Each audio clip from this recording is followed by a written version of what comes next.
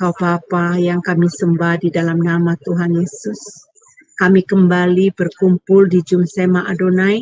Kami mau melanjuti pelajaran dari tahap-tahap konseling Bapa.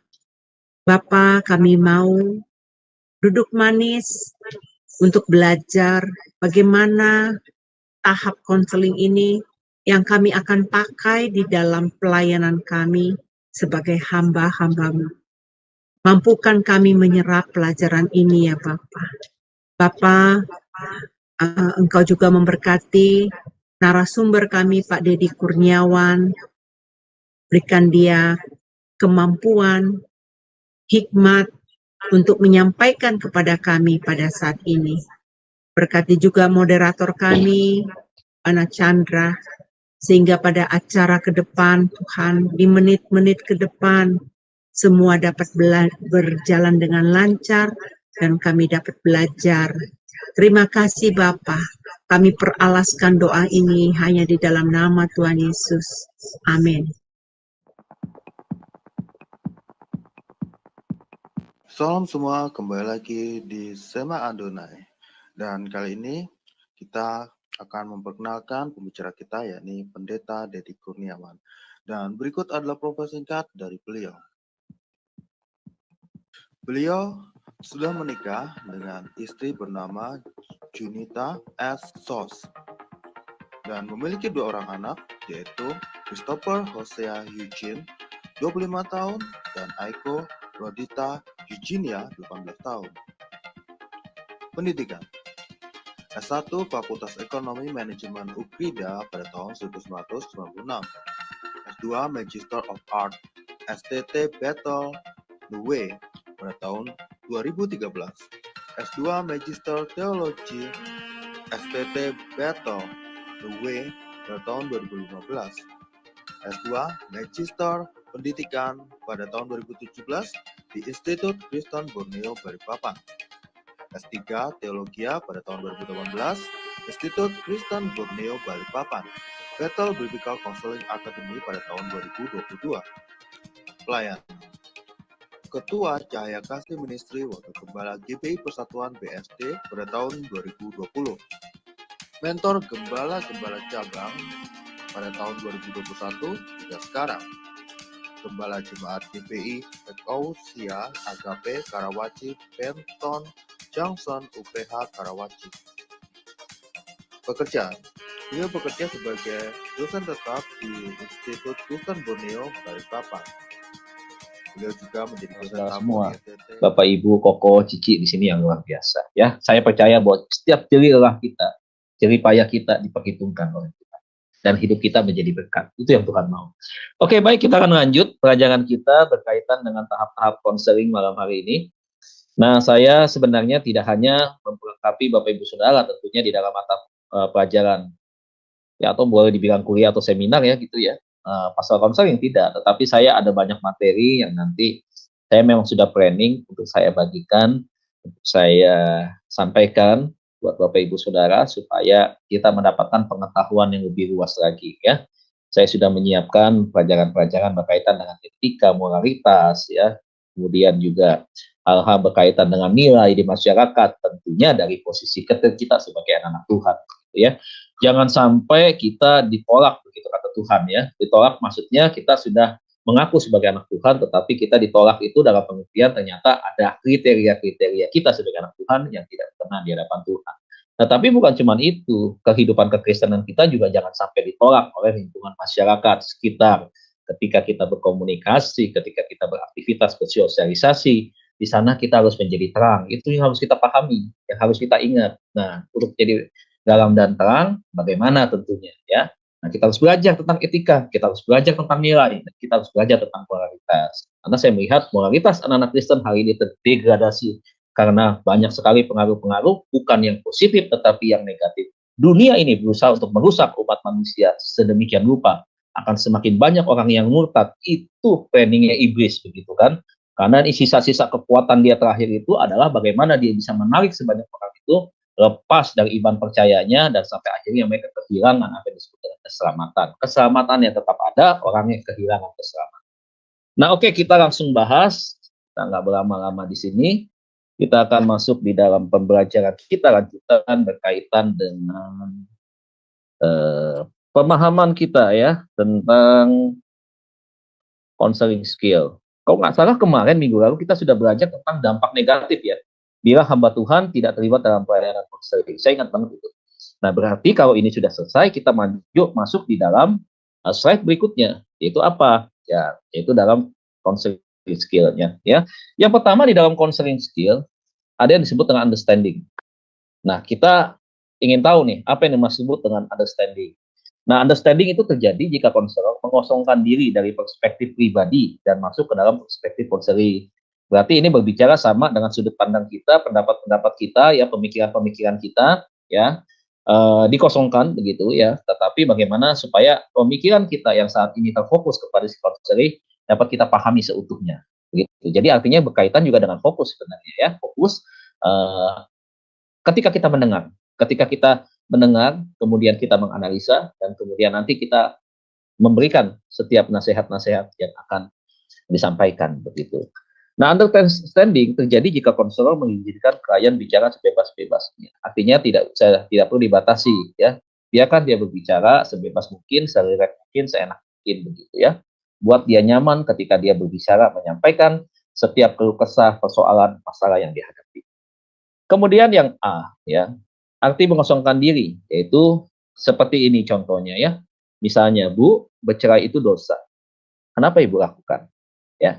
Jadi membuka pikiran kepada si konseli tentang dampaknya begitu ya. Dampaknya dari keputusan atau keinginan dari si pada konseli untuk melakukan itu. Dalam hal ini misalkan perceraian. Kemudian misalkan kalau di dalam sekolah ya dengan anak didik misalkan kalau kita pengajar maka kita menyampaikan kepada dia sebuah penegasan, Dek, nyontek itu dosa. Nah itu kita kasih tahu seperti itu ya. Kemudian yang B adalah fanatisme sempit. Apa itu yang maksud dengan fanatisme sempit ya? Nah fanatisme sempit akan merusak konseling misalnya, wah kamu kurang doa jadi masalahmu nggak selesai. Nah, yang disebut dengan fanatisme sempit ini adalah pendapat pribadi kita yang menurut kita, yang kita pertahankan, itu adalah sebuah kebenaran, tetapi itu cenderung mengarahkan kepada satu penghakiman, ya, cenderung menyalahkan si konseli, ya. Nah, ini yang tidak boleh, ya, di dalam understanding. Kemudian yang C adalah wujud mengosongkan diri, ya. Nah, itu apa sih wujud mengosongkan diri? Nah, wujud mengosongkan diri itu adalah menahan diri bicara pada waktu yang tepat untuk menyatakan kebenaran, ya. Mendengarkan 1-2 jam, ini berbicara tentang lamanya proses di dalam konseling, ya, bisa 1 sampai 2 jam, tapi kadang-kadang bisa juga lebih, ya, bisa lebih daripada itu. Memang kadang-kadang ada juga yang perlu dibatasi, tapi ada juga yang tidak perlu dibatasi.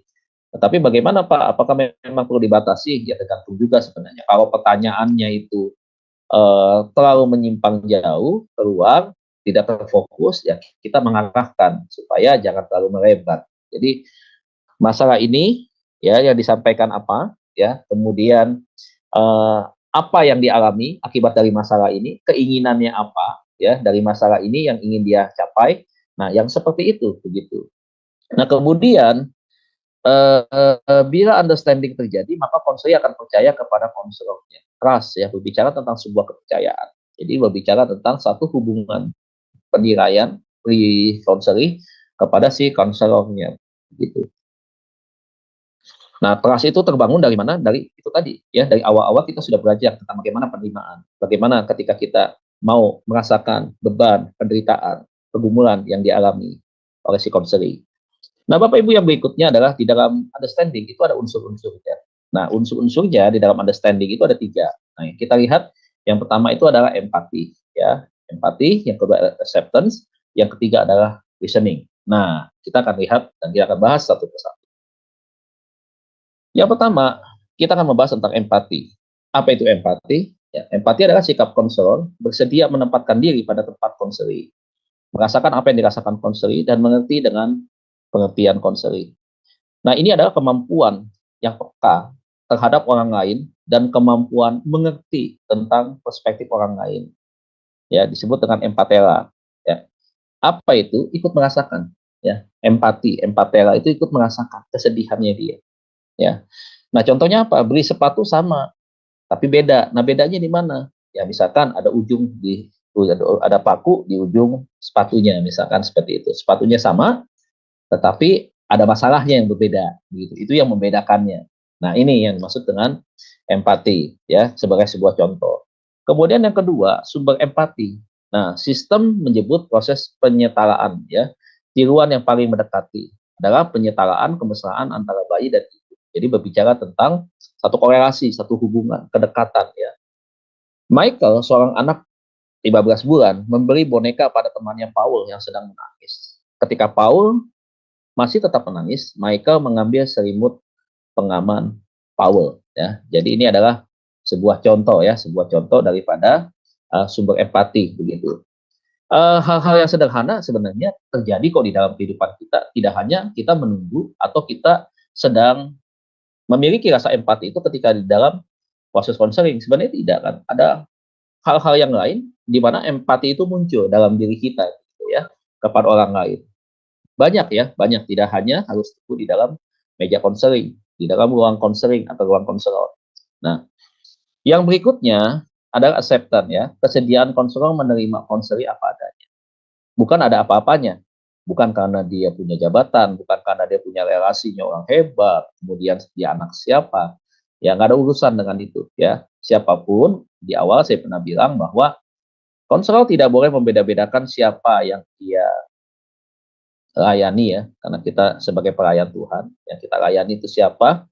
Nah, kita nggak boleh berpatokan kepada perspektif kita dari sisi hal-hal yang tidak berkaitan dengan konseling. Misalkan, ya, karena kedudukan seseorang, karena misalkan anak dari siapa, kemudian karena kekayaannya, misalkan begitu, karena penampilannya, begitu. Nah, ini nggak perlu, ya, ini nggak boleh terjadi. Nah, kalau sebab kejadian ini terjadi, maka tidak semua orang akan merasakan dampak pelayanan dari pastoral konseling secara utuh, ya, secara lengkap begitu. Ya. Jadi nggak boleh nih ada sifat penerimaan, tetapi berbeda-beda perlakuannya terhadap satu konseli dengan konseli yang lain. Nggak boleh, ya. Menempatkan hal negatif klien pada kehidupan yang utuh dan unik. Misalnya klien minta cerai begitu. Ini sama tadi kurang lebih, ya. Jangan dituruti, jangan karena dia ada sesuatunya begitu, lantas kita yang jadi mengikuti begitu, mengikuti keinginan di dia. Nah, itu nggak boleh. Sekali lagi saya mau bilang, apa yang tidak boleh harus tegas. Konselor itu dia harus pegang prinsip dua, iya atau tidak. Tidak ada kompromi abu-abu di tengah-tengahnya begitu. Nggak boleh, ya. Sekali lagi prinsipnya, kalau salah tetap katakan salah. Kalau itu benar, ya. Jadi kita nggak main di dua kaki. Gitu. Jangan cari aman, ya. Tetapi pada ujung-ujungnya sebenarnya kita sedang membawa orang itu masuk ke dalam permasalahan yang jauh lebih besar lagi. Gitu. Nah, jika konseling merasa diterima konselor, dia akan sangat terbuka dan siap menerimanya. Ya sama, makanya kan saya bilang, ya, ketika orang merasa sudah dekat, merasa seperti seperti saudara, seperti orang yang dipercaya begitu, maka sedikit demi sedikit dia akan terbuka, bercerita tentang apa yang dia alami. One case, ya, misalkan kasusnya ini, tetapi dia punya dampak, ada sesuatu yang mengganggu kepada kepribadiannya dia, misalkan begitu. Dia menjadi orang yang mudah curigahan karena kasus ini seperti itu, dan dia akan cerita bentuknya seperti apa. Ingat tuh, satu kasus itu ternyata punya dampak, dan dampak itu dia bisa ceritakan itu begitu banyak. Nah, kita bisa tuh kan dengan dia merasa diterima, nyaman, kemudian terbuka begitu. Nah, itu akan membangun sebuah informasi yang lebih luas lagi, yang seharusnya tadinya kita mungkin nggak dapatkan, jadi kita dapatkan, gitu. Karena ada kedekatan, ya, hubungan antara konselor dengan konseli dengan baik. Hasilnya raport. Kalau dalam sekolah, ya, nilainya apa, hasilnya berapa, merahnya berapa, rata-ratanya harus berapa, indeks prestasinya atau rata-ratanya nanti untuk naik kelas harus berapa. Nah, setiap raport itulah yang nanti akan menjadi barometer kita untuk kita mengukur, satu, seberapa efektif pelayanan kita sebagai konselor. Yang kedua, apa yang harus kita lakukan dari yang poin merah ini menjadi poin yang biru atau hitam misalkan. Nah, itu, ya. Nah, itu dimulai ternyata dari penerimaan. Kemudian yang keempat, ya, listening. Ya, atau ini yang ketiga nih, tadi yang kedua. Banyak orang mencari telinga orang Kristen, Ini cuma istilah aja. Namun sayang orang Kristen justru berbicara pada saat mereka seharusnya mendengar. Nah itu kebalik. Ya jadi yang bawel, yang cerewet, yang aktif itu malah si konselornya. Konselingnya itu menjadi pasif gitu. Jadi tidak berlangsung proses konseling yang sesuai dengan prosedur dengan baik begitu ya. Kalau di awalnya sudah salah, otomatis konselingnya bisa menjadi sebuah konseling yang gagal bisa dibilang gitu atau tidak sesuai dengan harapan ya. Kalau gagal saya rasa tidak ya, tetapi menjadi sesuatu hal yang tidak kita kehendaki ya, atau yang tidak sesuai dengan kehendak daripada si konselor itu sendiri. Nah, mereka yang tidak mendengar saudaranya sesungguhnya dia juga seorang yang tidak mendengarkan Allah. Bayangkan saudara ya, karena selalu ingat hubungan manusia sesama dengan manusia itu adalah sesama dengan hubungan kita kepada Tuhan. Karena itu hukum kasih ya, hukum kasih itu adalah mengasihi Tuhan, mengasihi sesama. Nah, apa yang kita dapatkan dari kasih Tuhan juga kita lakukan untuk kepada sesama kita sebagai sebuah apa namanya praktek ya, praktek bagaimana kita menerima kasih Tuhan itu dan kemudian kita lakukan kepada orang lain. Ya. Itu hal yang menjadi dasar di dalam kita mendengar. Nah, mendengarkan dengan penuh perhatian, baik yang verbal, ya verbal maksudnya secara lisan dia sampaikan, maupun yang non-verbal. Non-verbal itu lewat apa? Misalkan lewat mimik, gestur, kemudian dari tatapan mata, kemudian dari cara dia duduk, kemudian cara dia memiringkan badan, kemudian cara dia mengerutkan dahinya seperti itu. Itu ada gestur-gestur tertentu yang memberikan makna sebenarnya. Nah, kita juga nanti belajar sebenarnya di pastoral konseling ini kita belajar tentang gestur sebenarnya, ya. Jadi memang sangat luas sekali kalau kita berbicara tentang ilmu daripada pastoral konseling ini. Nah, verbalisan adalah masalah dikatakan diucapkan dengan bahasa lisan. Pengungkapan isi hati melalui kata-kata itu biasanya itu 7%. 70% itu artinya seperti signal gitu ya, seperti sebuah tanda ya, tetapi ada makna yang besar di balik itu. Nah, sebagai konselor kita harus tahu bagaimana kita cara tahunya, tentunya kita harus menggali informasi, mengorek keterangan itu. Nah, bagaimana caranya mengorek itu? Tentunya kita harus mendengar dengan sesama, dengan teliti, kemudian baru kita mencoba memasukkan ya pertanyaan-pertanyaan yang sifatnya untuk kita menggali. Nah, nonverbal isyarat ya, misalkan mimik rendah seperti yang saya sampaikan. Ternyata, saudara, ada poin yang lebih besar. Verbal itu hanya 7%. Ya. Kata dari hasil penelitian atau buku atau teori yang disampaikan di dalam praktek pastoral konseling ya, di dalam posisi sebagai listening gitu ya. Hanya 7%, kecil sekali. Coba dibandingkan dengan gerak-gerik itu adalah 55%. Bahasa tubuh itu 55%. Nah, makanya itu tadi saya bilang, penting sekali kita tidak hanya mendengar tetapi kita juga harus bisa menganalisa gestur daripada si konseling ketika dia menyampaikan kisah atau menyampaikan informasi tentang masalah yang dia gitu.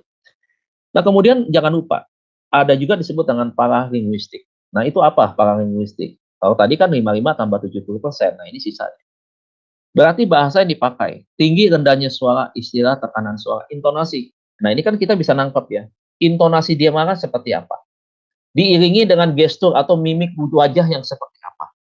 Apakah sambil mengepalkan tangan? Apakah sambil melotot? Gitu. Sambil menafas tengah-tengah begitu. Menahan emosi yang sangat memuncak misalkan begitu. Kita bisa tahu. Ya. Nah, ini disebut dengan paralinguistik. Nah, jadi di dalam listening ada 3 yang disebut dengan verbal, kemudian nonverbal, kemudian paralinguistik. Ya. Yang berikutnya ada yang disebut dengan disiplin listening. Nah, lebih banyak mendengar 2/3 atau 3/4 di dalam setiap sesi. Nah, dikatakan hendaklah kamu lambat berkata-kata dan cepat mendengar. Ya. Jadi sekali lagi saya bilang untuk kita mengurangi kecenderungan kita yang dominan dari pihak konselor, maka kita harus pertama lebih banyak fokus. Yang kedua, ucapkan kata-kata itu lebih baik kita berpikir terlebih dahulu dibandingkan kita ngomong lebih dulu kemudian kita baru berpikir. Loh, kenapa bisa seperti itu? Bisa saja terjadi mispersepsi ya, bisa saja beda pandangan. Bisa saja terjadi miskomunikasi di sana. Bisa juga pernyataan atau statement kita itu malah menyudutkan si konseling. Bisa saja juga perkataan yang kita sampaikan justru membela orang yang sedang berkonflik dengan si konseling ini. Nah, makanya lebih baik kita mendengar, kemudian kita berpikir, fokus, mempertimbangkan hal-hal apa yang harus kita sampaikan. Begitu, ya. Nah, ini juga menjadi perhatian kita adalah jangan suka memotong. Begitu. Kalau motong, pertama konsentrasi si konseling akan hilang. Yang kedua, akhirnya kita belum mendapatkan makna yang utuh. Kenapa? Karena dia belum selesai untuk berbicara. Kita bisa kehilangan tuh momen-momen pentingnya. Seharusnya dia mau menyampaikan poin-poin pentingnya, udah kita potong duluan. Kita langsung berikan penilaian. Biasanya ini terjadi kenapa? Arogansi daripada si konselor. Merasa dirinya paling tahu, paling hebat, paling berpengalaman. Makanya menjadi seorang konselor, dia juga harus rendah hati. Sekalipun dia pintar, dia jago, jago dalam hal-hal teknis konseling gitu. Tetapi ingat dia harus menjadi seorang yang rendah hati, gitu, ya. Kemudian yang B, yang kita dengarkan tuh apa sih? Yang pertama pengalamannya. What happened to them, ya. Ada apa dengan mereka? Yang kedua tingkah lakunya. Ada nggak mengarah kepada gangguan-gangguan kepribadian? Gitu. Ada nggak kepada perubahan-perubahan perilaku yang tidak normal? Begitu. Ada nggak efeknya?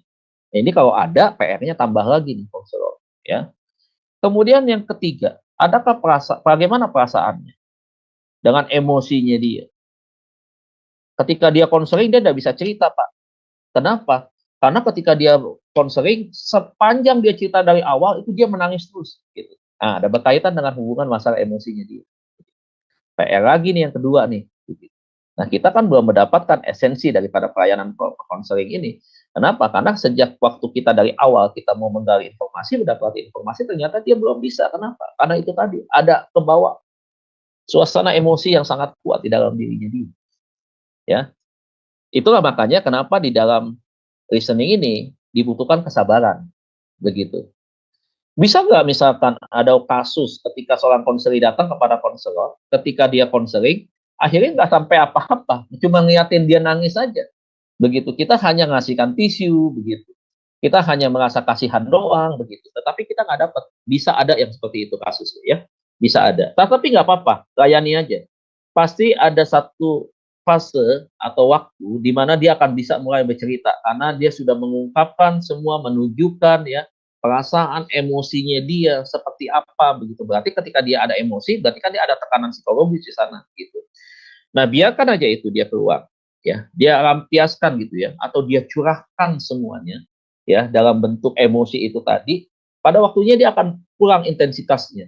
Misalkan tadinya ada perasaan sedihnya itu 100%, ketika berjumpa dengan kita pertama kali dia berkurang, kedua kali berkurang, ketiga kali berkurang, dan dia mulai bisa bercerita sekian persen gitu dari proses wawancara yang kesekian, misalkan ke yang keempat atau yang kelima. Tidak apa-apa ya, ikuti saja ya.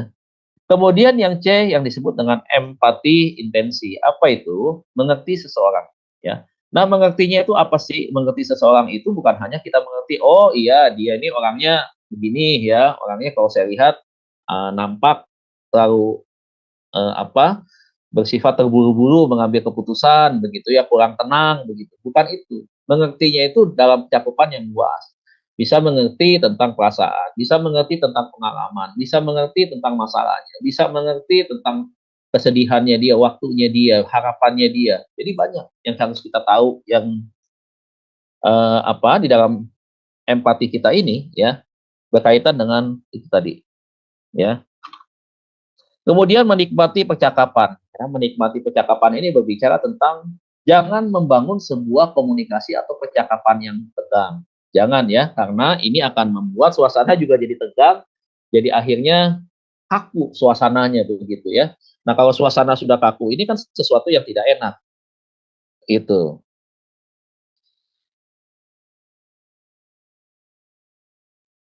Nah, kemudian belajar sesuatu ya. Belajar sesuatu itu adalah sesuatu yang kita dapatkan. Misalkan ada sesuatu yang baru yang belum kita ketahui, nah kita bisa mencatatnya itu. Kita bisa memberikan sebuah tanda begitu bahwa ini adalah sesuatu yang belum kita bisa pahami dan kita akan belajar untuk cari tahu misalkan seperti itu. Nah, kemudian yang berikutnya adalah memberikan bantuan. Kalau memberikan bantuan, saya pikir sama ya dalam proses konseling itu, bantuan yang maksimal dari kita adalah bagaimana dia mendapatkan jawaban dari setiap permasalahan yang dia hadapi. Apapun permasalahannya itu. Nah, kalau kita berbicara soal permasalahan kan banyak permasalahannya gitu. Nah, itu yang nanti bisa memberikan sebuah hasil yang maksimal buat dia, yang bisa diterima oleh dia, dan dia juga merasakan ada sesuatu yang dia bisa sikapi dengan sikap yang dewasa, dan ada sesuatu yang menyebabkan dia juga hatinya sudah mengalami satu perubahan ke arah yang lebih baik. Gitu. Nah, kemudian hambatan di dalam mendengarkan ini ada. Berarti ini kita berbicara tentang 3 unsur-unsur penting di dalam understanding. Ternyata listening ini yang sangat memainkan peranan penting. Ya, ada hambatannya ternyata. Hambatannya apa? Suka membandingkan, ya, suka membandingkan. Kemudian membaca pikiran, ya. Kemudian mengulang-ulang. Jadi maksudnya adalah menyampaikan sesuatu yang tadi disampaikan diulang-ulang lagi, gitu, ya. Itu bisa membuyarkan konsentrasi loh. Kadang-kadang juga bisa membingungkan eh, yang ditangkap oleh si konselor itu tadi. Tadi dia ngomong kayak begini nih konselornya nih. Sekarang dia ulangi lagi kayak begini nih. Jadi bagaimana nih? Nah, begitu ya. Kadang-kadang bisa membingungkan. Nah, kadang-kadang kan konseling nggak bisa langsung tanya karena sifat orang kadang-kadang berbeda. Ada yang to the point, ada juga yang cuma iya aja, tetapi sebenarnya dia pengen nanya. Nah, kemudian adalah menyaring ya, filter kembali. Kemudian mendakwa. Mendakwa itu menyandukan salah satu pihak yang lain. Berimajinasi itu membayangkan sesuatu yang indah sebenarnya dalam proses konseling ini. Atau berimajinasi yang liar. Liar ini apa? Keluar daripada konteks, berimajinasi tentang sesuatu hal yang tidak ada hubungannya dengan masalah konseling, begitu ya. Kemudian mengidentifikasi, jangan salah identifikasi case by case-nya itu harusnya seperti apa, bagaimana begitu ya. Kalau kita belajar dengan teknik-teknik konseling itu kan ada tuh ya, mengidentifikasi satu misalkan ya tentang pertemuan pertama kali ketika pacaran misalkan gitu ya. Yang kedua misalkan waktu-waktu khusus setelah menikah gitu. Itu mengidentifikasi satu persatu ya. Kemudian menasehati, menyampaikan sesuatu pesan berkaitan dengan satu-satu masalah, jangan global. Ya, kalau kita sudah mengidentifikasi apa yang kita identifikasikan, 1, 2, 3, maka kita nasihati dari poin yang 1, poin yang kedua, ketiga. Nah, kalau yang profesional, konselor, dia akan melakukannya seperti itu. Jadi tidak langsung merangkum semuanya. Tidak, tetapi dia menyampaikan satu persatu itu. Karena di dalam menasehati memberikan identifikasi masalah yang sudah teridentifikasi satu persatu itu adalah memberikan sebuah pemahaman pemikiran baru kepada si konseling. Nah, itu yang jangan sampai dilewatkan atau sampai terlupakan. Nah, ini bertengkar, terpancing sesuatu informasi yang salah misalkan ya dari si konselor terhadap si konseli. Sehingga akhirnya ada satu ketegangan, nada intonasi yang tinggi, kemudian membentak daripada konselor kepada konseli begitu. Kemudian itu tadi menunjukkan wajah yang tidak suka, menatap dengan sinis kepada si konseli begitu ya. Itu bisa memancing sebuah pertengkaran sebenarnya. Konflik emosi sebenarnya bisa terjadi di sana. Andaikan misalkan ketika dengan suara tinggi memperingatkan konselor kepada konseli gitu, konselinya tidak membalas misalnya. Tetapi ada sesuatu yang berasa di dalam dirinya dia dan itu sudah konflik ya di dalam hati sebenarnya berkaitan dengan emosi antara si konselor dengan si konseli. Nah, ini repot nih. Berarti harus ada apa namanya? Bukan cuma rekonsiliasi, tetapi harus ada sesuatu yang harus dibangun dari awal. Ya. Selain permintaan maaf itu sudah pasti harus ada. Kalau nggak mungkin bisa ya berlangsung lebih lanjut ke tahapan-tahapan berikutnya. Kemudian membenarkan diri. Ya. Menurut saya ini paling begini, saya yang lebih tahu dah. Itu nggak boleh. Ya. Kemudian mengalihkan topik. Nah, kemudian, oh waktu dibicara begini, oh iya terus kalau kayak begini Bu, misalkan masalahnya apa? Nah itu nggak boleh. Ya. Kemudian mendamaikan, ini adalah tahap yang terakhir di dalam listening. Jadi konselor dan konsili adalah memberikan jalan keluar dengan cara apa? Mendamaikan. Mendamaikan seperti tadi yang saya sampaikan waktu sesi jam 7 ya, tadi ini sebelumnya. Kalau kita mau mendamaikan ya orang lain, pertama dari pihak si konselor itu dia harus juga berdamai juga. Artinya hidup dia kan sudah dipulihkan. Kalau dipulihkan itu kan berbicara tentang berdamai dengan tiga tahap. Tahap pertama berdamai dengan diri sendiri dulu. Kemudian berdamai dengan Tuhan. Yang ketiga baru dengan orang yang bersama dengan kita. Nggak mungkin kadang-kadang ya, kita merasa kita nggak pernah menyakitin orang lain, kadang-kadang kita nggak sadar, tapi sebenarnya kita pernah loh nyakitin orang lain. Nah, ataupun kita pernah disakiti sehingga kita membalas. Terjadi saling konflik begitu. Sehingga menimbulkan bukan cuma luka batin, tetapi juga menimbulkan satu kebencian yang sangat-sangat tidak wajar begitu. Nah, ini yang harus dibereskan. Sebelum kita mendamaikan orang lain, kita sudah damai dulu dengan tiga ini. Berdamai dengan orang yang pernah kita sakiti atau mengampuni orang yang pernah melukai hati kita. Kemudian kita berdamai dengan Tuhan, itu sangat penting. Baru kita berdamai dengan sesama kita, baru bisa. Dan baru kita bisa menjadi juru damai. Nah, bagaimana kita menjadi juru damai kalau hidup kita penuh konflik dengan orang lain? Kan itu nonsen tuh, nggak mungkin ya, nggak masuk akal itu. Ya. Kemudian yang berikutnya, kita akan masuk di dalam responding ya, atau bicara soal respon. Nah, di dalam responding atau tanggapan yang membangun tentunya ya. Nah, di sini ada yang disebut dengan kehangatan. Nah, kehangatan itu kan juga berbicara tentang senyum kita juga kan enak sebenarnya kan. Daripada konsol tampangnya serius banget gitu, kayak orang belum gajian begitu. Itu udah ngeliat tampangnya ini. Kalau misalkan saya konseling, lihat konsol tampangnya begini juga, aduh nggak enak. Mendingan gue nonton film Tom and Jerry, film karton lucu begitu kan, daripada ngeliat konsol begini. Ini sebenarnya konselor atau dia juga konseling yang lagi banyak masalah nih, dan belum selesai begitu. Ya. Nah, kehangatan itu sama dengan tidak menghakimi. Nah, Yohanes pasal yang keempat. Yohanes pasal yang keempat, Yesus nggak menghakimi ketika ketemu dengan seorang perempuan Samaria di sumur Yakub. Apakah Yesus menghakimi? Kan tidak. Nah, sekarang kita lihat ya. Di dalam Yohanes pasal yang keempat, Bapak Ibu Saudara yang ada di rumah bisa lihat Alkitab di dalam Yohanes pasal yang keempat ya. Yohanes pasal yang keempat nih. Nah, kita lihat di sini juga sebenarnya secara tidak langsung ada pelajaran-pelajaran tentang konseling. Memang Tuhan Yesus kita ini adalah Tuhan sebagai konselor agung, konselor yang sangat-sangat luar biasa ya. Nah, saya sampaikan informasi saja ya. Responding itu adalah tanggapan. Itu berbicara juga tentang acceptance, penerimaan. Tetapi kehangatan ya, kehangatan itu sama dengan tidak menghakimi. Nah, kita juga melihat bahwa Tuhan Yesus itu bercerita itu tidak mengatakan dengan menyudutkan, kemudian menghakimi itu artinya walaupun memang dia adalah Allah dan penghakiman memang adalah haknya dia, begitu. Tetapi lihat, dia menerimanya, mewujudkannya dengan kasih. Dengan kasih. Nah, ini sangat luar biasa. Tetapi di dalam Yohanes pasal yang keempat ini ada ilmu-ilmu yang disebut dengan beberapa ilmu ya, berkaitan dengan teknis dalam konseling. Kalau saudara lihat di ayat yang ke-6,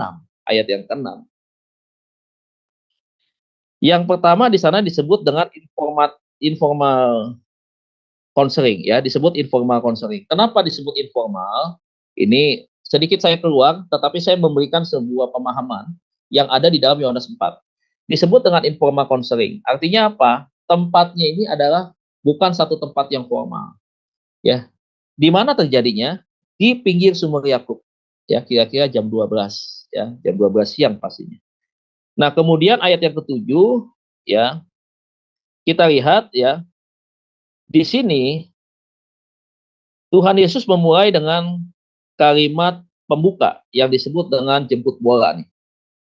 Ya, disebut dengan kalimat yang menjemput bola begitu ya.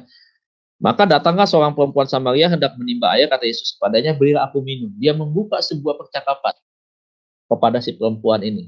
Kalimat penjemput bola yang disebutnya ya. Nah itu. Kemudian saudara lihat di ayat yang ke-12 sampai dengan 14 itu disebut dengan supporting atau supportive counseling ya. Ayat yang ke-12 sampai dengan ayat yang ke-15 ya. 12 sampai 16 itu disebut dengan supportive counseling. Kemudian yang berikutnya disebut dengan konfrontasi ayat 17 sampai dengan ayat yang ke-20 ya, disebut dengan konfrontasi counseling ya. Ayat yang ke-17 sampai 20. Kemudian ayat 21 disebut dengan educative counseling ya, ayat yang ke-21. Kemudian ayat 22 sampai dengan ayat yang ke-24 itu berbicara dengan istilah spiritual counseling, ya, spiritual counseling 22 sampai dengan 24. Nah, kemudian lompat lagi 34 sampai dengan 38 itu yang disebut dengan grup counseling. Ya, grup counseling apa? Counseling kelompok. Gitu. Jadi kalau Yesus bukan hanya mengkonseling si wanita ini, tetapi dia juga mengkonseling banyak orang, lebih daripada satu orang, gitu. Ya, satu konselor dengan banyak konseli begitu. Nah, yang terakhir, saudara lihat di pasal yang keempat Yohanes ini, ayat 39 sampai dengan 42, ya, yang disebut dengan preventive counseling, ya, disebut dengan preventive counseling. Nah, ini tambahan dari saya Bapak Ibu tentang Yohanes pasal yang keempat, ya. Jadi ini yang perlu kita pahami tentang istilah-istilah di dalam konseling yang dilakukan oleh Tuhan Yesus. Ya. Dahsyat banget, keren banget Tuhan Yesus ya melakukan konseling kepada si perempuan Samaria ini. Oke, kita tinggalkan Yohanes pasal yang keempat, kita tidak eksegese ayat tersebut, tetapi kita langsung masuk kepada penjelasan berikut di dalam responding. Kemudian yang kedua disebut dengan support atau dukungan. Nah, sama tuh artinya dengan membantu konseling melihat masalah dan dirinya. Jangan pernah berkata sekali-sekali kepada si konseling, aduh Bu, masalahnya terlalu besar. Aduh Pak, masalahnya ini terlalu berat banget. Saya nggak yakin tentang ini. Nah, itu nggak boleh ya. Melemahkan daripada si konseling.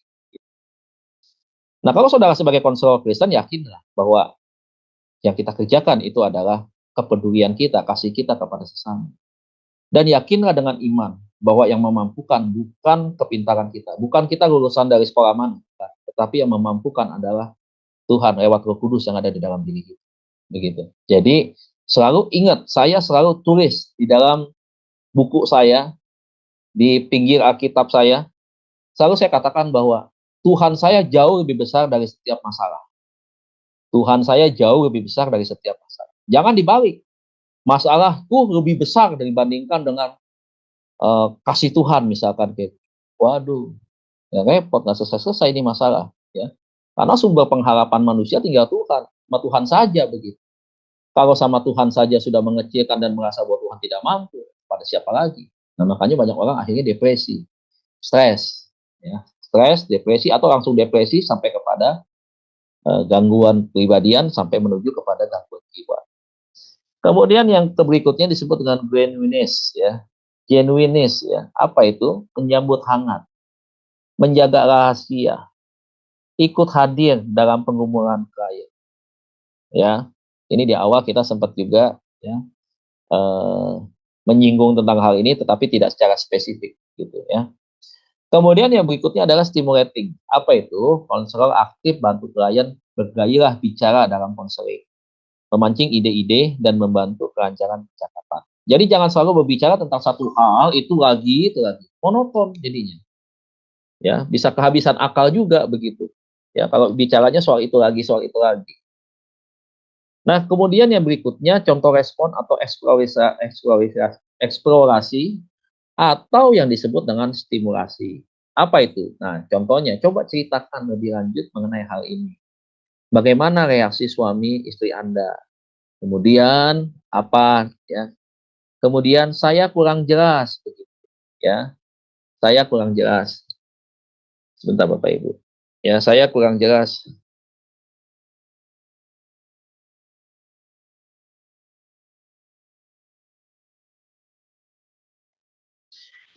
Kemudian yang A dikatakan agaknya persoalan ini sangat memberatkan Anda ya. Dengan kata lain Anda merasa titik-titik. Ya, saya dapat merasakan penggumulan Anda. Ini bagian daripada statement yang ditunjukkan dalam bagian yang disebut dengan understanding. Kemudian yang disebut dengan supportive, ya contohnya, memang setiap orang akan merasakan hal yang sama jika diperlakukan demikian. Ya, itu memang fakta, ya. Jadi bukan sesuatu yang kita buat-buat. Ya, orang korban bulian sama, bully di mana-mana pasti akan merasakan kesedihan, itu sudah pasti. Nggak ada yang suka cita begitu dibully, nggak ada. Karena kan ejekan, ya menyinggung harkat martabat, pribadi seseorang, gitu, harga diri seseorang kan itu. Ya pasti sedih, begitu. Tuhan pasti mempunyai maksud tertentu, ya, bahwa dia masuk ke dalam dimensi spiritual misalkan. Kemudian tentunya hal ini akan bertambah baik jika memberikan alasan. Kemudian yang C disebut dengan interpretatif, ya. Nah, contohnya apa? Sebenarnya apa yang terjadi adalah titik-titik. Apakah hal ini membuat Anda merasa bersalah? Titik-titik dan sama datu, ya. Nah, itulah kurang lebih supaya cepat saja nih materinya biar habis. Kemudian yang D disebut dengan evaluatif, ya. Nah, evaluatif itu apa? Anda sangat bijaksana misalkan. Ide yang sangat baik atau ide yang baik. Alkitab mengatakan itu dosa. Evaluasi dari setiap hasil percakapan ketika terbangun antara konselor dengan konseli. Nah, yang berikutnya adalah kasus divorce, ya. Ajak klien memikirkan 3-4 alternatif yang bisa dipertimbangkan. Efeknya bukan yang bagus. Tidak ada istilah perceraian atau divorce itu efek yang bagus tuh nggak ada. Semuanya jelek-jelek banget dan amat sangat jelek. 1, dampak anak, dampak ekonomi. 3, dampak status sosial di masyarakat, bagaimana. Terus yang keempat, dari sisi keimanan. Nah, bikin tuh seperti itu, dibuat, dikasih tahu kepada dia, gitu. Ayo pertimbangkan, ini buruk semua nih. Mau ambil, ini 4-4-nya buruk semua nih. Mau misalkan 4, tetapi kan lebih daripada 4 sebenarnya dampaknya, tidak baiknya. Gitu. Nah itu mau berdamai, mau dipulihkan, atau menanggung semua yang buruk ini. Gitu. Atau kita menjadi penyebab daripada hancurnya masa depan anak-anak kita. Anak-anak ibu misalkan, ya, anak-anak bapak misalkan, anak-anak saudara misalkan, dia lebih muda. Atau adik begitu. Kemudian yang alternatif solusi, berikan alternatifnya. Apa begitu? Jangan digantung soalannya. Nah, alternatifnya, ya, berdasarkan apa yang saya tangkap dari apa yang ibu bapak sampaikan, saudara sampaikan, maka ada beberapa hal yang langkah-langkahnya perlu diambil misalkan. Ya, ada alternatif pilihan-pilihan tertentu, misalkan A, 1, 2, 3, gitu. Ada tuh. Ya, banyak Pak, bagaimana Pak? Ya nggak apa-apa, sampaikan saja begitu. Ya. Bagus, jangan dibatasi jadi 1 begitu kan, nggak bisa, ya kan.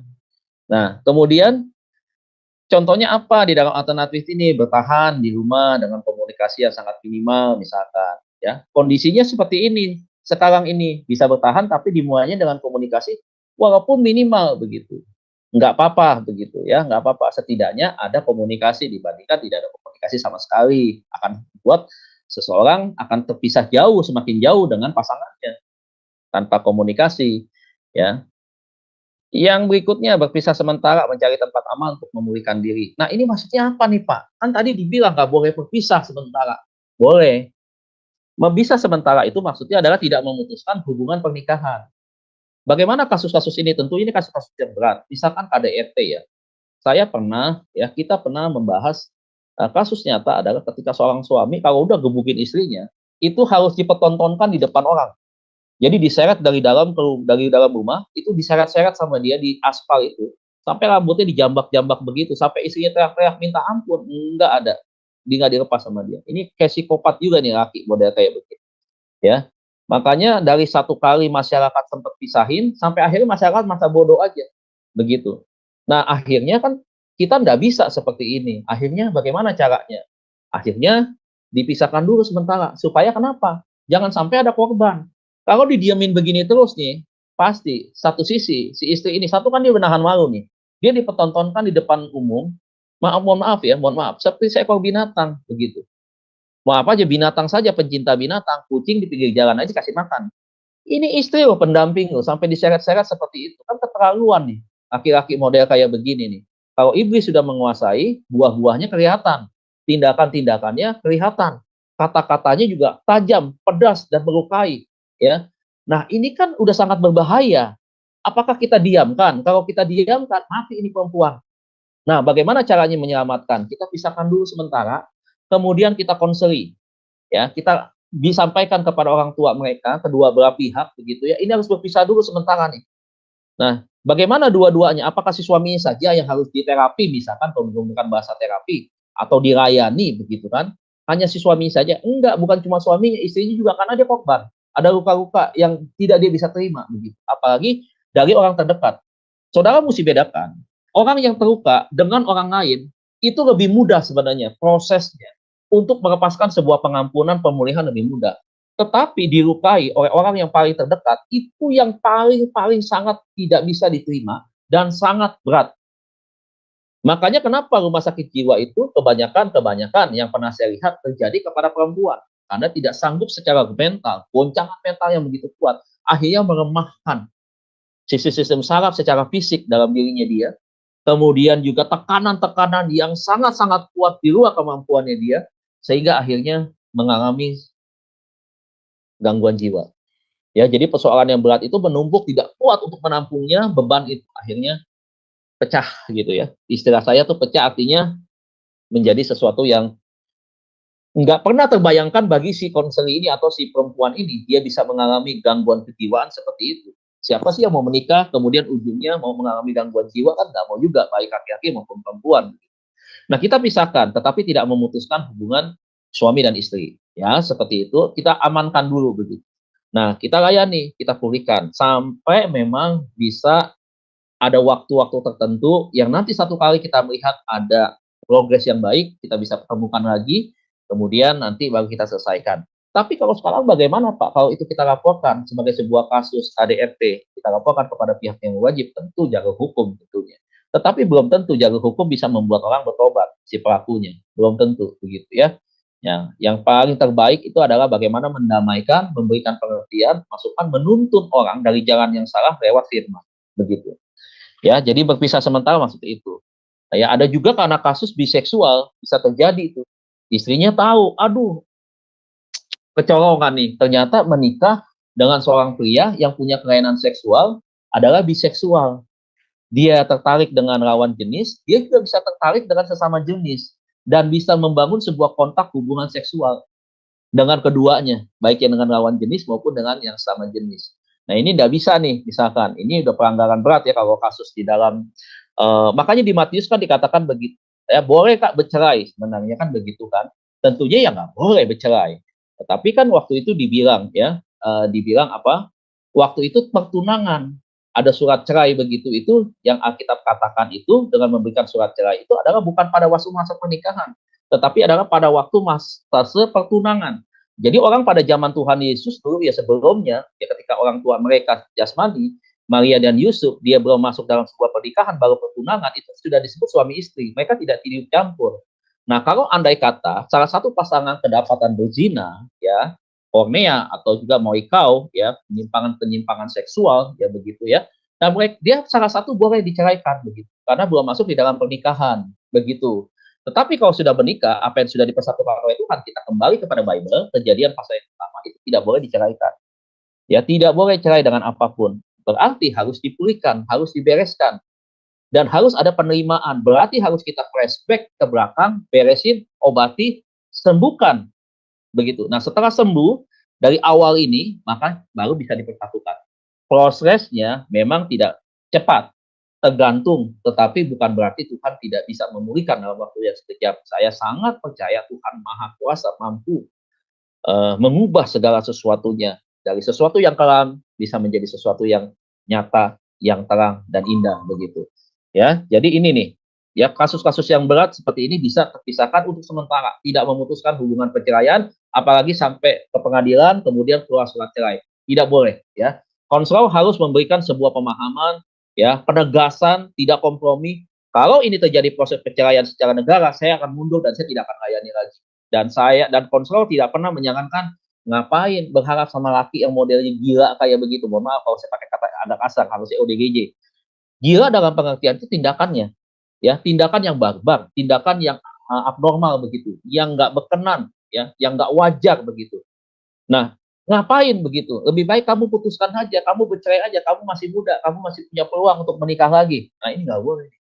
Nggak boleh. Seemosi-emosinya, konselor itu harus bisa mengendalikan dirinya, ada penguasaan diri, tidak terpancing kepada suasana, yang akhirnya bisa membangkitkan emosi, dan akhirnya keterpihakan kepada si perempuan. Mentang-mentang konselornya perempuan, misalkan kayak begitu. Nggak boleh juga, ya, nggak boleh. Ingat, firman Tuhan mengatakan, apa yang sudah disatukan Tuhan, kemudian terjadi sesuatu yang tidak enak, tugas kita adalah kita memulihkan, mengobati, melayani mereka, dan mempersatukan di dalam sebuah kedamaian. Begitu, sesuatu yang baru, ya. Nah, kita kan juga menjadi seorang teacher, guru begitu, guru spiritual. yang mengajarkan kepada mereka, ayo membangun rumah tangga yang baru dengan cara seperti ini. Yang terakhir, nah buat tabel. Ya, di dalam tahap-tahapan penelitian ini buat tabel, bikin namanya.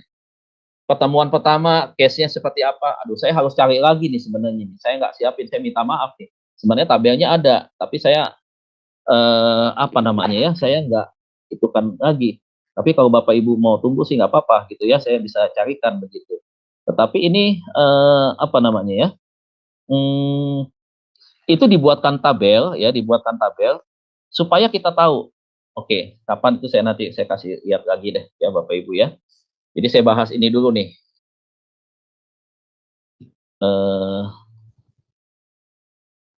Atau sebentar, atau nggak mau ya.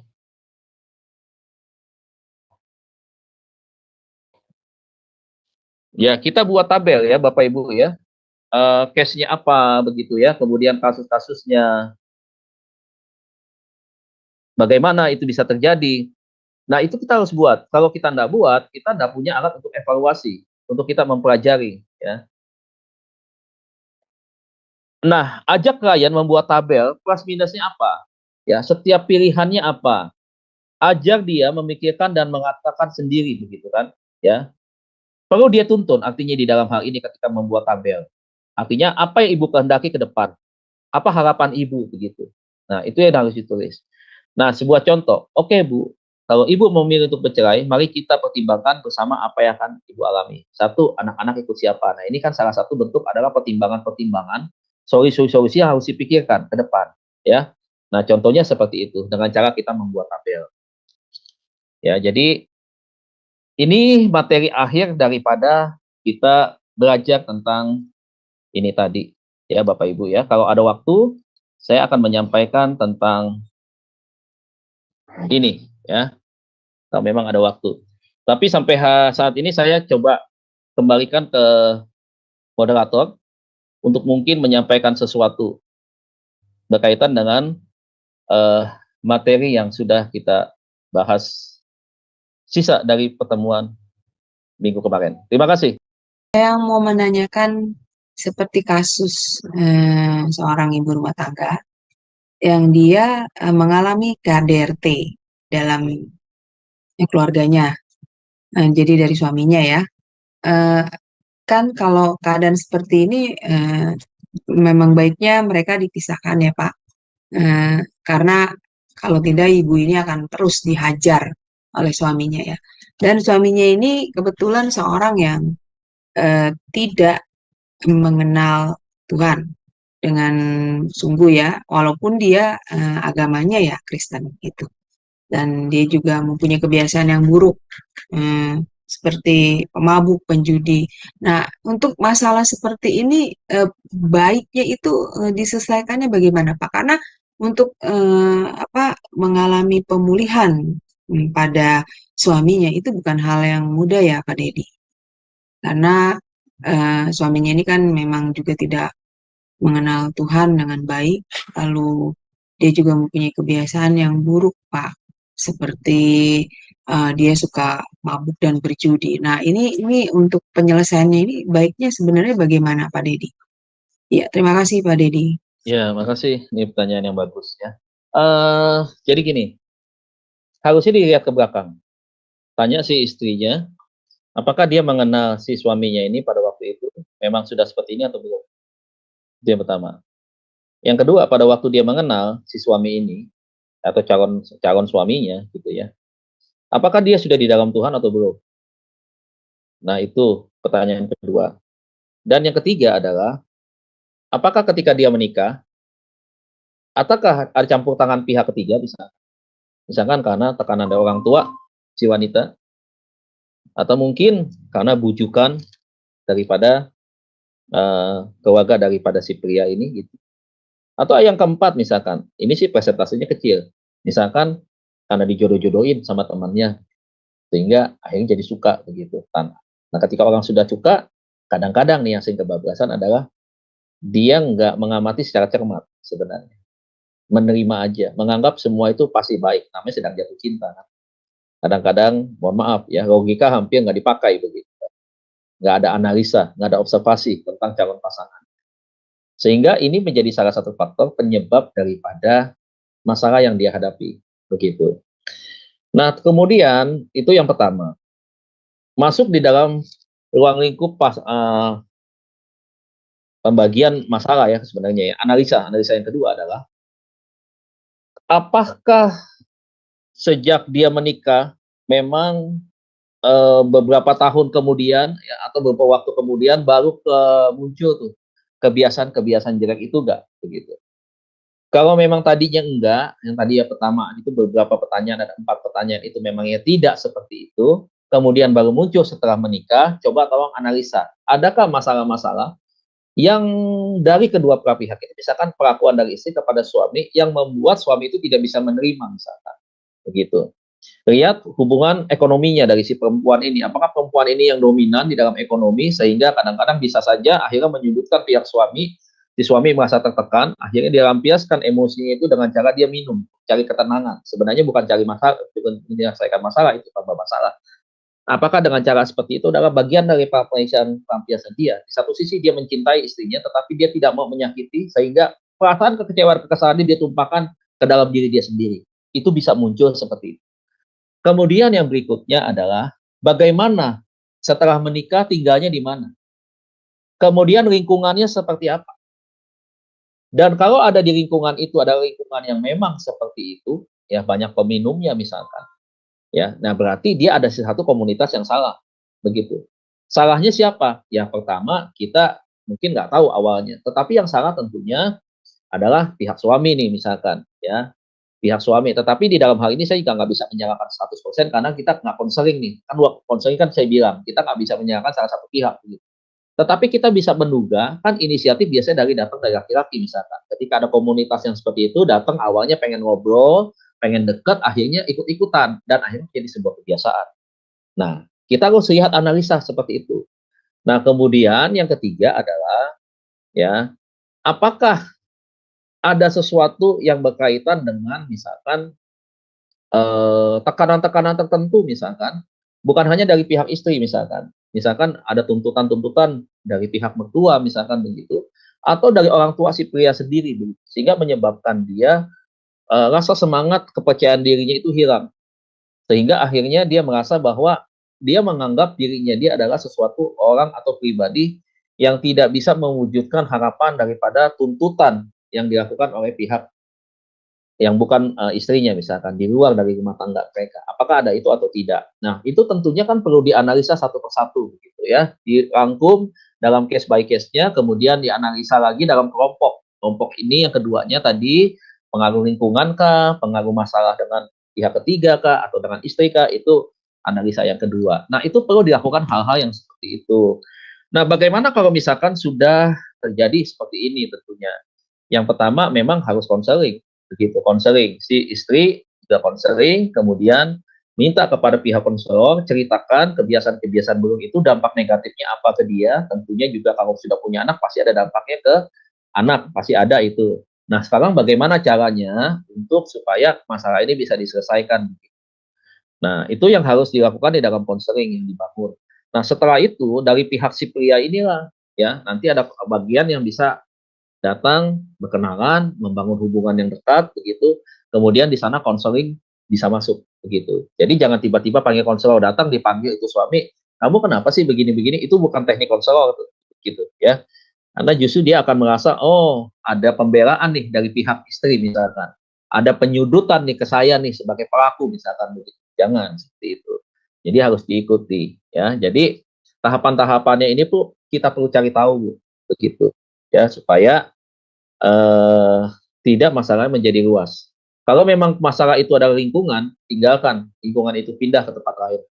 Kalau misalkan kebiasaan itu dari si suami, ya berarti ini ada sesuatu yang memang kita harus carikan solusinya bersama.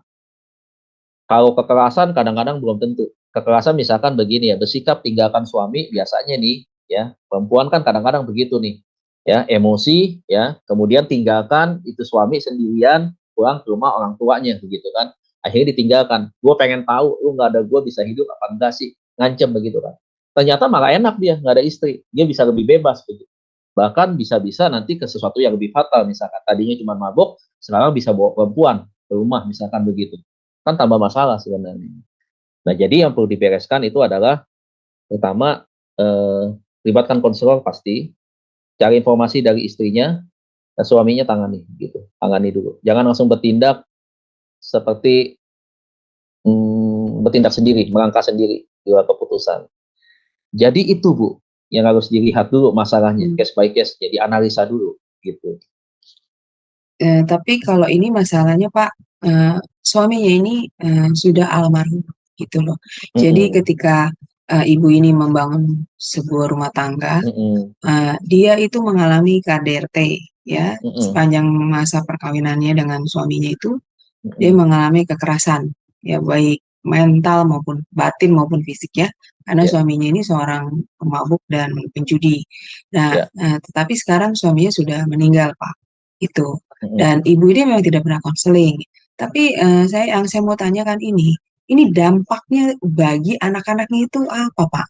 Dengan kehidupan orang tuanya ini, maksud saya, karena saya melihat memang dampak dari anak-anak ini terlihat gitu loh Pak. Jadi anak-anak ini jadi anak-anak yang mempunyai karakter yang juga tidak beres gitu loh Pak.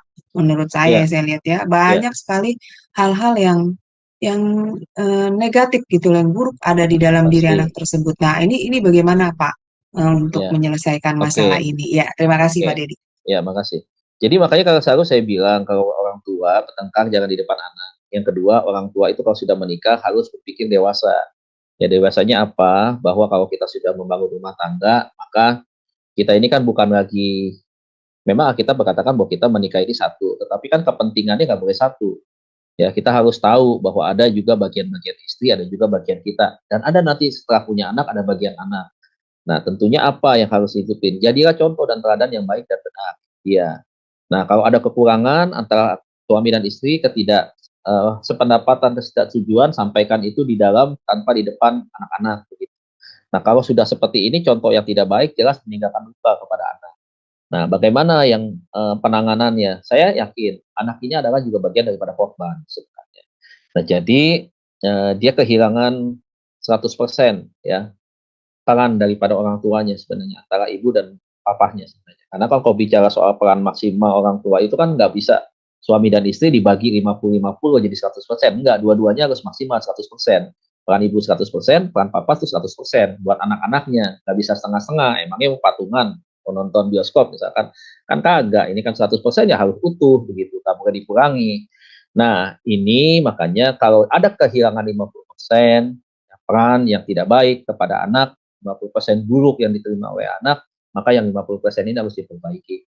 Udah terlambat Pak, bagaimana? Nggak ada rekonsiliasi. Saya dulu begitu dengan Papa, sudah tidak ada. Papa sudah menutup mata untuk selama-lamanya gitu. Nah bagaimana caranya? Ya akhirnya kita secara pribadi tetap walaupun Papa tidak ada, kita tidak bertatap muka dalam keadaan sehat, melepaskan saling pengampunan. Nah tetapi kita juga perlu meminta ampun sama Tuhan dan kita melepaskan pengampunan buat orang tua kita walaupun sudah tidak ada begitu. Jadi bagaimana caranya? Bawa anak ini, konselingin, ya, pulihkan hatinya dia, begitu. Rangkul, dimentori. Nah, usia berapa anaknya? Tentunya kan harus disesuaikan dengan mentornya, begitu. Kalau usianya remaja, tentunya mentornya ya yang agak-agak sedikit dewasa muda, begitu ya. Itu cocok untuk mementori itu. Atau mungkin yang bisa menggantikan peran papa pada waktu dia kehilangan figur itu, misalkan pada waktu remaja, yang sekarang berarti usianya senior begitu ya, 50 lebih misalkan seperti itu. Nah itu bisa untuk mementoriku, untuk merangkul kembali, untuk membimbing kembali, untuk mengembalikan dia seperti anak-anak yang lainnya yang mendapatkan perhatian daripada orang tuanya, rumah tangganya damai, harmonis, dan anak-anaknya bertumbuh sehat di dalam bukan hanya pertumbuhan iman, tetapi secara pertumbuhan jasmani dan psikologinya dia gitu. Jadi bawa Bu anak-anak ini Bu, pulihkan dia, ya. Iya, berarti mereka Damaikan harus juga dengan orang konseling ya, tuanya, Pak? konseling dibawa seperti itu. Arahkan dia, tahukan dia, ya bahwa dampak daripada masa lalu buat kamu tidak maksimal di dalam banyak hal, begitu. Jadi seperti itu. Ya, ya baik. Terima kasih Pak Dedi Ya, untuk Bu, penjelasannya. makasih. Tuhan berkati. Ya, makasih, Bu. Baik, terima kasih Ibu Aling. Tadi ada Pak Edi, ya, mau bertanya tuh gimana Pak Edi? Shalom Pak Edi. Iya, silakan. Shalom, terima kasih kesempatan yang diberikan. Ini Pak, saya mau menanyakan kalau relasi antara orang tua dengan anak, khususnya ayah, antara ayah dengan Ya, anak. Itu anak mungkin waktu kecil mengalami kepahitan, sering ditinggal orang ayahnya sering kerja di luar kota. Lalu kalau ada tatap muka pertemuan itu eh, kurang baik, maksudnya ya mungkin sering marah, sering ditegur, ada kemarahan. Jadi ada kepahitan gitu dari seorang anak terhadap ayahnya. Nah itu waktu masih masih uh, umurnya waktu kecil tuh berarti SD ya, SD, TK. Nah waktu besar itu waktu remaja itu ada jarak, jadi nggak dekat dengan ayahnya, tapi dengan ibunya masih dekat. Nah itu kalau sekarang dia udah besar, udah umurnya 25, 26, udah dewasa gitu, itu masih tetap ada hubungan dengan ayahnya itu masih kurang baik. Jadi ayahnya ini pernah inisiatif mengajak ke konselor gitu, tapi anaknya nggak mau gitu. Nah, sebagai ayah itu bagaimana? Maksudnya membangun relasi kembali dengan anaknya itu. Terima kasih. makasih, Pak. Pak, zaman dulu mungkin saya bisa memaklumi karena kita menggunakan alat-alat yang tidak secanggih sekarang. Zaman dulu aja kita masih kalau mau telepon keluarga kita tidak semua punya telepon di rumah. Itu satu. Sekalipun telepon sudah banyak, belum ada gadget, belum ada handphone. Yang masih ada telepon umum yang antri berjejer tuh berderet di belakang. Kalau telepon 10 menit digedor dari belakang. Sadar nih, bukan rumah lo gitu kan. Nah, kita mesti siapin koin yang banyak tuh. Tukarin koin dulu sama tukang rokok, sama tukang es, kumpulin begitu. Komunikasi susah, begitu.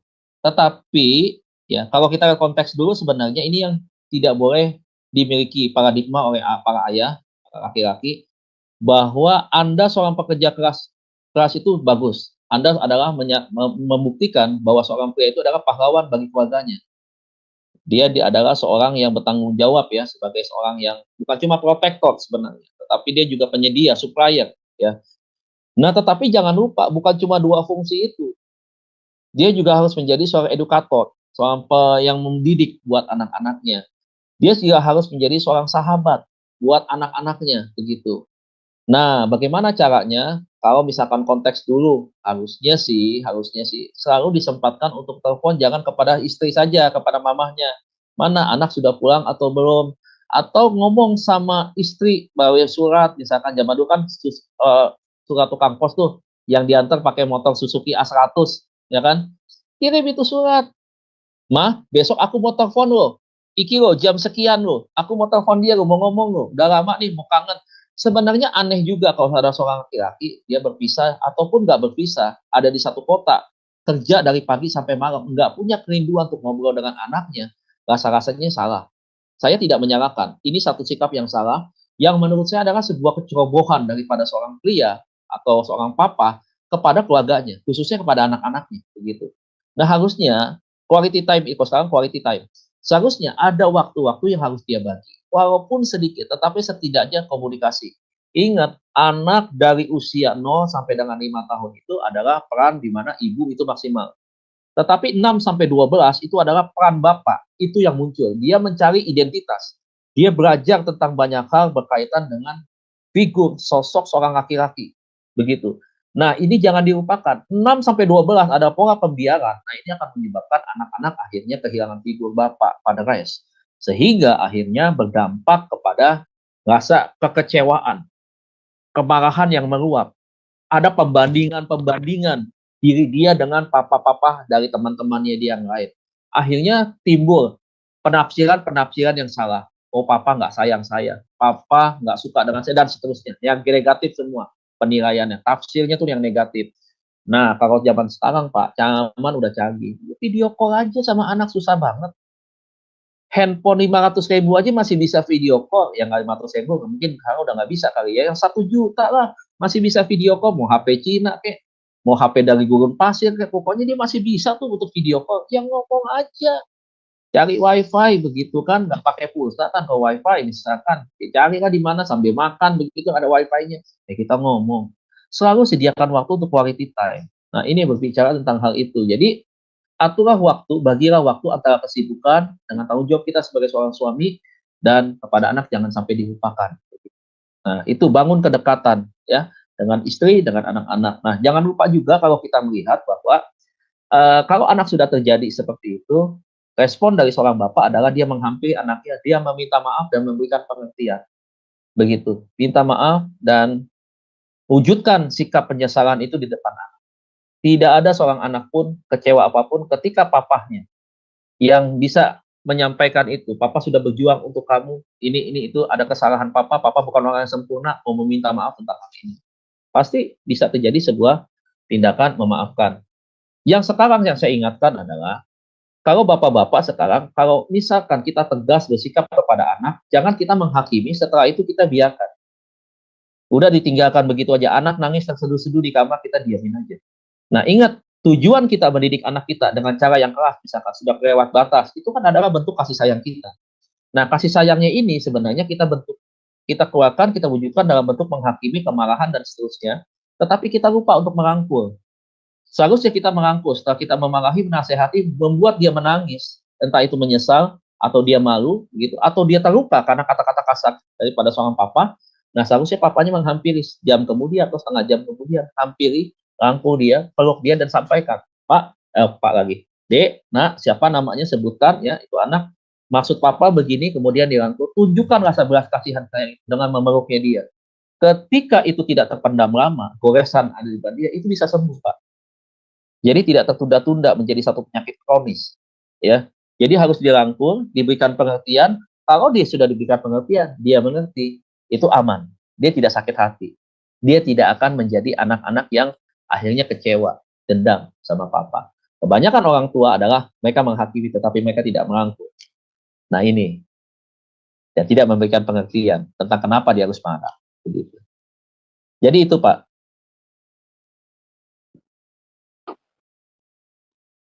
Iya, bagaimana? Ya, terima kasih Pak pencerahannya. Tuhan berkati. Terima kasih Pak. Tuhan berkati Bapak juga. Terima kasih. Ya, baik.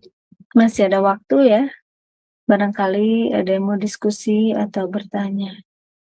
Ini bagus banget ini tentang konseling. Silakan Bapak Ibu, mumpung masih ada waktu ya, manfaatkan keadaan Anda mau bertanya. Ya. Atau mau masuk Jadi materi, tambahin lagi. Itu Jangan, materinya Pak. udah beda. Jangan ya, karena itu tadi pacaran materi, Iya, stres dan ini depresi, kemudian gangguan kepribadian. Kita kenal nih gangguan kepribadian. Kalau kita bisa berteman sama orang, kita bisa tahu nih orang tipenya apa nih, gangguan kepribadian apa. Kita bisa tahu. Iya. Saya jadi Pak, nanya sambil nunggu yang lain. Ya, silakan. Kalau misalkan gitu ya Pak, ada yang sharing lah ya gitu sama kita, tetapi dia nggak jujur sama kita, nggak jujur gitu lah Pak. Nah itu bagaimana Pak? Ya. Maksudnya gini, misalkan suaminya selingkuh gitu ya, kan kita nggak tahu kenapa bisa selingkuh. Nah itu dia nggak cerita gitu, tetapi dia tetap menyalahkan suaminya. Nah itu gimana Pak? Oke, pertama kalau dalam proses konseling ini siapapun kasusnya apapun, pertama kita harus berdoa bersama. Kan di awal kan saya sudah kasih tahu. Berdoa pertama, mengajak si konseling untuk berdoa untuk jujur terbuka di hadapan Tuhan. Jadi bukan di hadapan manusia. Tetapi ingatkan dia bahwa ketika kamu berbicara, maka kejujuran kamu itu akan menjadi penentu kesuksesan dalam proses konseling ini. Dan you harus terbuka di hadapan Tuhan. Begitu. Jadi jangan ada yang ditutup-tutupi. You mau pulih atau tidak? Begitu. Ada sesuatu yang sakit yang kamu nggak omongin, itu tidak akan pernah sembuh. Misalkan sakit fisik begitu. Ya, orang datang hanya cerita, saya cuma ada batuk. Begitu, pada waktu mau menelan makanan sakit, ada masalah di bagian amandel atau tenggorokannya misalkan. Dia nggak ngomong, hanya bicaranya soal batuk. Begitu. Akhirnya apa? Batuknya sembuh, tapi amandelnya kan nggak sembuh. Pulih nggak 100%? Nggak pulih. Akan ada efek berikutnya. Kalau amandelnya sudah parah, ibu sakit panas lagi kembali, bahkan tidak bisa begitu. Akhirnya efeknya ke lambung dan seterusnya. Bisa. Nah, itu ibaratnya ya, itu ibaratnya. Nah, sekarang ketika berbicara tentang hal ini, kita harus tahu dulu apa sih itu perselingkuhan. Orang berselingkuh sebenarnya ada dua faktor. Itu memang disengaja atau tidak sengaja. Tidak sengaja, tidak terpikirkan, itu bisa terjadi kepada setiap laki-laki. Laki-laki sebenarnya dia cinta sama istrinya. Dia nggak pernah punya pikiran macam-macam. Untuk dia, maaf, perempuan aja dia tidak terpikirkan. Ya, laki-laki memang kan kalau kita berbicara tentang apa sih isi otak laki-laki, sebagian besar otaknya kan hanya berbicara, bukan hanya berbicara, tapi kan bagian besar salah satu adalah bicara soal seks. Ya, beda dengan perempuan. Ya, nah ini hati-hati. Ketika stimulus datang, sesuatu yang dilihat atau ada rangsangan, ada sesuatu, rangsangan itu berarti ada ada umpan yang kelihatan, yang memancing begitu kan, itu bisa muncul. Nah, sebenarnya perselingkuhan itu tadi bisa disengaja, tidak bisa juga karena kesengajaan. Bisa saja karena sesuatu yang akhirnya karena pekerjaan, sering ketemu, atau misalkan satu ruangan, sering curhat, dan seterusnya, akhirnya itu bisa terjadi sebuah bentuk perselingkuhan. Karena ada perhatian yang lain, ataupun karena pembanding-bandingkan pasangan yang dia miliki dengan si yang lain ini, begitu ya, orang ketiga begitu. Sehingga akhirnya hatinya lebih kepada si yang orang ketiga. Itu bisa terjadi. Nah, kalau dia nggak mau berbicara tentang jujur, tentunya nggak akan bisa juga masalahnya bisa selesaikan begitu. Berarti dia sedang menyalahkan salah satu pihak dalam hal ini. Begitu. Dia harus cerita kenapa bisa seperti itu. Bisa saja perselingkuhan itu terjadi karena mungkin karena dianya juga begitu. Ya, sehingga si lelaki itu akhirnya tidak langsung selingkuh sebenarnya. Ada proses waktu yang cukup panjang sampai akhirnya terjadilah sebuah tindakan. Entah itu sebagai bentuk tindakan balas dendam, atau memang sebagai sebuah bentuk pelampiasan, ataupun memang sengaja untuk menghancurkan rumah tangga itu supaya dia berpisah dengan istri itu begitu. Bisa bermacam-macam motif. Nah, motif ini yang harus kita gali, kita cari. Gitu. Nah, jadi bagaimana caranya? Dua-duanya harus terbuka, harus jujur. Nggak bisa begitu. Jangan menganggap diri ini paling benar. Kemarin kita sudah belajar, atau tadi kan kita sudah sempat singgung juga. Kalau konseling merasa diri dia paling benar, nah itu nggak bisa. Dan kita juga nggak bisa mendapatkan informasi, kemudian kita memutuskan suatu persoalan adalah dengan melihat dari satu posisi atau dari satu pengakuan satu pihak saja. Nggak bisa. Itu nggak akan selesai, ya, nggak akan bisa. Karena kita pada ujung akhirnya karena mendamaikan. Iya. Jadi harus tetap jujur, terbuka. Begitu. Bicaralah, jangan langsung kepada fokus perselingkuhannya. Berapa lama menikah? Sama menikah bagaimana? Hubungan seksnya bagaimana? Kemudian bagaimana kalau misalkan sering jalan keluar, apa yang dibicarakan? Komunikasi bagaimana? Itu kan banyak. Itu yang harus kita gali dulu, kumpulkan dulu. Kemudian nanti baru kita tarik ke sebuah kesimpulan. Ya, identifikasi tadi yang kita belajar. Gitu. Jadi jangan langsung kepada dampaknya, akibatnya sekarang. Jangan, tarik dulu. Gitu, dari awal. Nah, suami bagaimana? Setelah menikah 1 tahun, 2 tahun, responnya kepada dia. Kemudian kalau misalkan ada waktu-waktu tertentu di kantor, pulang telat, ada informasi atau tidak. Bagaimana dengan WA setiap hari, berapa lama, gitu. Kalau dari kantor, ada Kak seperti itu. Jadi harus itu, mengumpulkan informasi dulu. Iya. Baik, ini ada yang, Ibu Ali mau bertanya lagi, silakan. Iya, iya. Mau bertanya sekali lagi ya Pak? Ya nggak apa-apa. Saya masih ada lama kasus waktunya. lagi. Iya Pak, saya ada kasus lagi Pak. Begini, jadi ini sih bukan, maksudnya ini kisah orang lain gitu, bukan teman saya gitu. Saya dengar gitu dari teman saya. Jadi temannya ini dia menikah, lalu mempunyai 3 orang anak, ya. Kemudian suatu hari suaminya ini pergi meninggalkan dia tanpa kabar. Iya. Ya, seperti itu. Ketika itu anak-anaknya masih kecil, Pak. Yang paling kecil umurnya 3 tahun. Lalu kemudian si ibu ini mau nggak mau dia harus berjuang ya, membesarkan ketiga anaknya. Ya, karena suaminya yang menjadi tulang punggungnya itu meninggalkan keluarga begitu saja, gitu ya. Dicari di keluarganya juga pada bilangnya nggak ada yang tahu Pak kemana dia perginya, ya kan? Ya. Lalu dia membesarkan anak itu, 3 orang itu dengan berjuang sendiri. Nah, dampak dari si ibunya ini adalah dia menjadi sangat protektif kepada ketiga anaknya ya. Jadi anak-anaknya ini tidak diperbolehkan untuk berpacaran dan menikah, gitu. Nah, jadi anak-anaknya ini, mereka ini jadi, pergi juga dilarang gitu loh Pak. Misalnya mau bergaul dengan temannya, pergi kemana-mana itu nggak boleh sama orang ibunya, gitu. Jadi, misalnya anaknya sekolah, ya pulang sekolah, ya sudah pulang ke rumah, nggak boleh bergaul dengan, kebanyakan teman-temannya, seperti itu ya Pak Deddy ya. Sampai anak-anaknya ini sudah, lulus sekolah, sudah bekerja, tetap diperlakukan seperti itu. Nah, yang menjadi pertanyaan saya Pak, ini bagi anak-anaknya ini bagaimana kejiwaannya ya Pak? Ya, Ini, betul. dampak yang bagaimana yang akan dihadapi oleh anak-anaknya ini loh Pak. Dan terakhir saya dengar ya Pak, bahwa, dia kan punya jadi anak yang paling pertama adalah laki-laki ya. Nah, yang laki-laki ini aja sampai mempunyai penyimpangan seksual jadinya. Jadi Ya, pasti. menyukai sesama jenis. Nah Pasti. ini bagaimana Pak Deddy Ya. penyelesaiannya Pak? Iya, terima kasih Pak Deddy. Ya, makasih. Tuhan berkati. Pertama, lihat dulu. Pertama, suami ini orang satu kota bukan? Pertama itu yang harus kita tanyakan.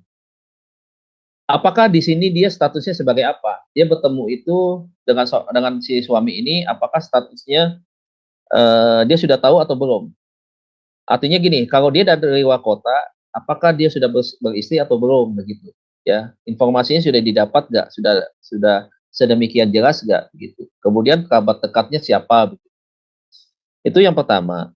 Ya, takutnya ya dia sudah beristri begitu. Dia sudah beristri, kemudian ketika dia bekerja di satu tempat, misalkan dia tertarik dengan wanita lain, ya akhirnya ya itu tadi ya dia menikah mungkin tidak dengan kesungguhan sampai punya anak gitu. Dan pada akhirnya ketika pekerjaannya selesai dia harus kembali kepada istrinya yang pertama misalkan begitu. Apakah bisa jadi kemungkinan seperti itu? Yang kedua, bagaimana proses pertemuannya dia? Pernikahannya ini awalnya pacarannya berapa lama? Begitu. Jadi ini yang harus di awalnya kita harus tahu begitu. Nah, kemudian ini kan kemudian sudah terjadi dampak. Pasti namanya single parent itu pasti berdampak kepada anak. Pasti gitu. Nah, sekarang efeknya itu kan terjadi kepada anaknya. Kenapa?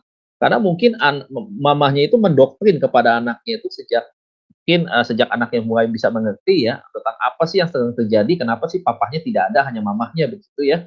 Dia bercerita, kemudian dia bercerita akhirnya kebablasan, menjeraikan sikap atau sifat seorang laki-laki seperti itu, sehingga akhirnya membuat anak bukan hanya benci kepada laki-laki, tetapi akhirnya menjadi sebuah pemahaman yang keliru ketika memandang bahwa laki-laki akan seperti itu, sehingga menyebabkan itu tadi anaknya tidak mau menikah sehingga akhirnya menyukai sesama jenis. Kalau itu anaknya perempuan kan saya pernah bilang dulu, kalau KDRT di dalam rumah tangga itu anak melihat, maka akan dua tuh bisa kemungkinan berdampak. Dia tidak mau menikah itu udah pasti karena dia lihat menikah tuh nggak enak begini. Yang kedua, kalau misalkan ada KDRT korbannya ada perempuan, anaknya perempuan, otomatis yang perempuan ini akan sayang sama mamahnya. Tetapi akhirnya muncul sayang yang berlebihan. Sehingga akhirnya dia menyukai dan mencintai sesama jenis. Akhirnya muncul jadi lesbi. Yang laki-laki begitu kebalikannya. Kalau perempuan yang menyakiti laki-laki, anaknya laki-laki, dia lihat papanya menjadi korban, dia belas kasihan dan rasa sayangnya sama papa berlebihan, akhirnya dia punya rasa suka kepada laki-laki, bisa muncul menjadi homoseksual. Nah, sekarang ini bagaimana nih caranya seperti ini? Saya bisa menebak, mamahnya ini mengalami trauma berat, traumatis ya. Mamanya punya pengalaman traumatis yang akhirnya dia muncul yang disebut dengan paranoid, sikap kecurigaan yang berlebihan. Begitu. Nah, sehingga akhirnya dia mengambil keputusan sikap bahwa saya harus menjaga anak-anak saya supaya jangan seperti saya terjadi seperti ini. Saya mau main aman begitu. Padahal itu bukan aman sebenarnya. Itu menghancurkan masa depan anaknya begitu. Sehingga akhirnya anaknya disampaikanlah hal-hal yang negatif terus begitu. Diceritakan tentang pengalaman-pengalaman yang nggak enak.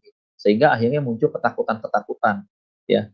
Trauma yang dialami si ibu ini disampaikan kepada anak dan anak itu menjadi satu hal yang muncul juga rasa ketakutan dan rasa kekhawatiran yang berlebihan sampai akhirnya juga dia memutuskan tidak mau menikah dan akhirnya terjadi penyimpangan-penyimpangan seksual seperti itu. Nah, kasusnya bagaimana? Ya si ibu inilah ya, sekeluarga ini sama kalau udah terjadi seperti ini, dia harus bisa menerima fakta yang ada. Nggak perlu menyalahkan siapapun yang terjadi, yang sudah terjadi, terjadilah. Biarlah sekarang hari ini dia fokus. Kalau dia sudah bisa membesarkan anak, ialah fokus kepada anak-anaknya, ya kepada mungkin nanti calon menantunya, bahkan sampai nanti mungkin kepada anak cucunya begitu, ya kepada cucunya begitu. Udah fokus ke itu aja. Fokus bagaimana sekarang membangun satu rumah tangga, walaupun single parent, tetapi membangun satu rumah tangga yang betul damai, ya bisa saling menerima antara ibu dan anak dengan masa lalunya, kemudian juga bisa bertumbuh di dalam Tuhan. Nah, jadi saya pikir itu Bu yang harus dilakukan, begitu ya. Apakah mereka harus konseling juga Pak kalau misalnya mengalami hal seperti itu? Pasti konseling, Oh harus ya. Oh. pasti konseling. Iya Tetapi karena tadi, saya kasihan melihat nasib anak-anaknya itu ya. Jadi mereka iya, itu dia. benar-benar terproteksi loh, seperti di penjara gitu loh Pak. Iya, Gitu. pasti. Jadi Karena jadi mamanya paranoid mereka kan. bergaul nggak boleh, iya nggak boleh bergaul Iya, dengan apa teman-temannya, misalnya iya, seharusnya iya, seumur anak itu dia bergaul gitu ya kan, iya, berkumpul dengan teman-teman seusia ya sama ibunya iya, diproteksi gitu. Kalian iya nggak boleh betul. pokoknya tidak boleh bergaul gitu dan mereka setiap hari ya hanya pulang sekolah, pergi sekolah, pulang sekolah di rumah. Nah, begitu. Terus saya bilang, waduh ini kayaknya nggak beres ini. Karena saya Saya memikirkan jiwa anak-anaknya itu loh, Pak. betul, betul. Perkembangan jiwa anak-anaknya.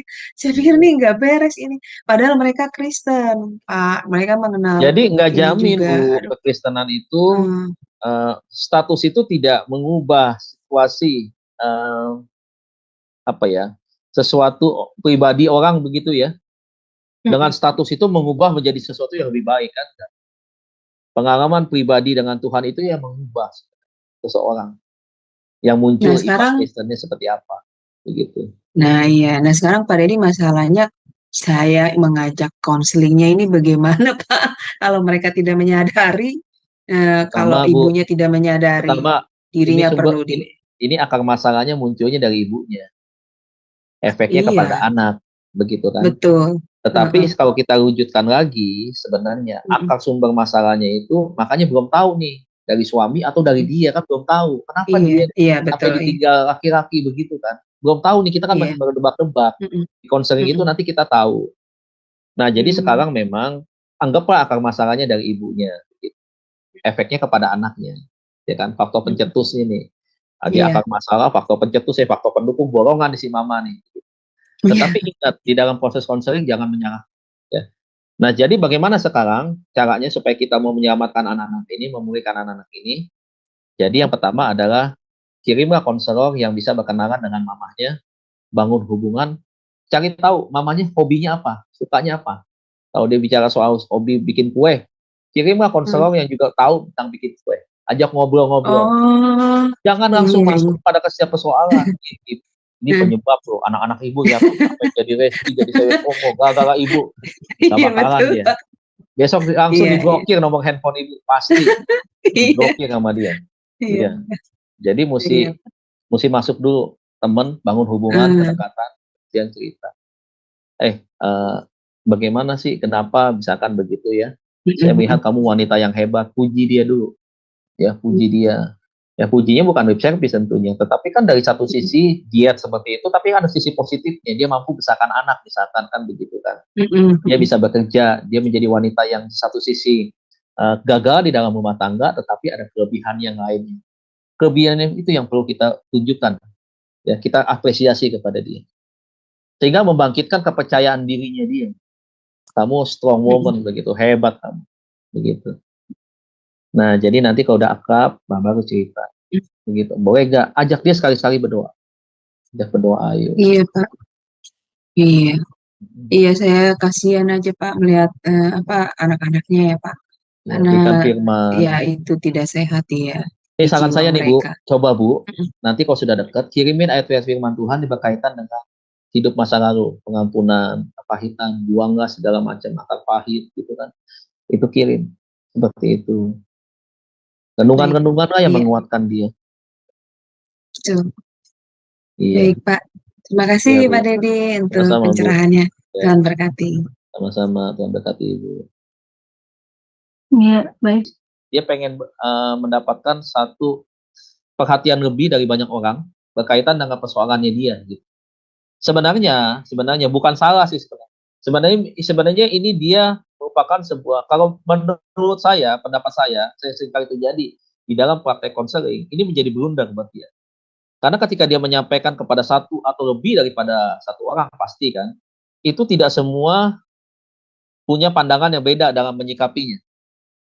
Bisa terjadi masalah yang dia sampaikan itu, ataupun setidaknya dia bercerita tentang garis besarnya lah, atau tidak secara umum, secara jelas begitu, tetapi orang jadi tahu masalahnya dia.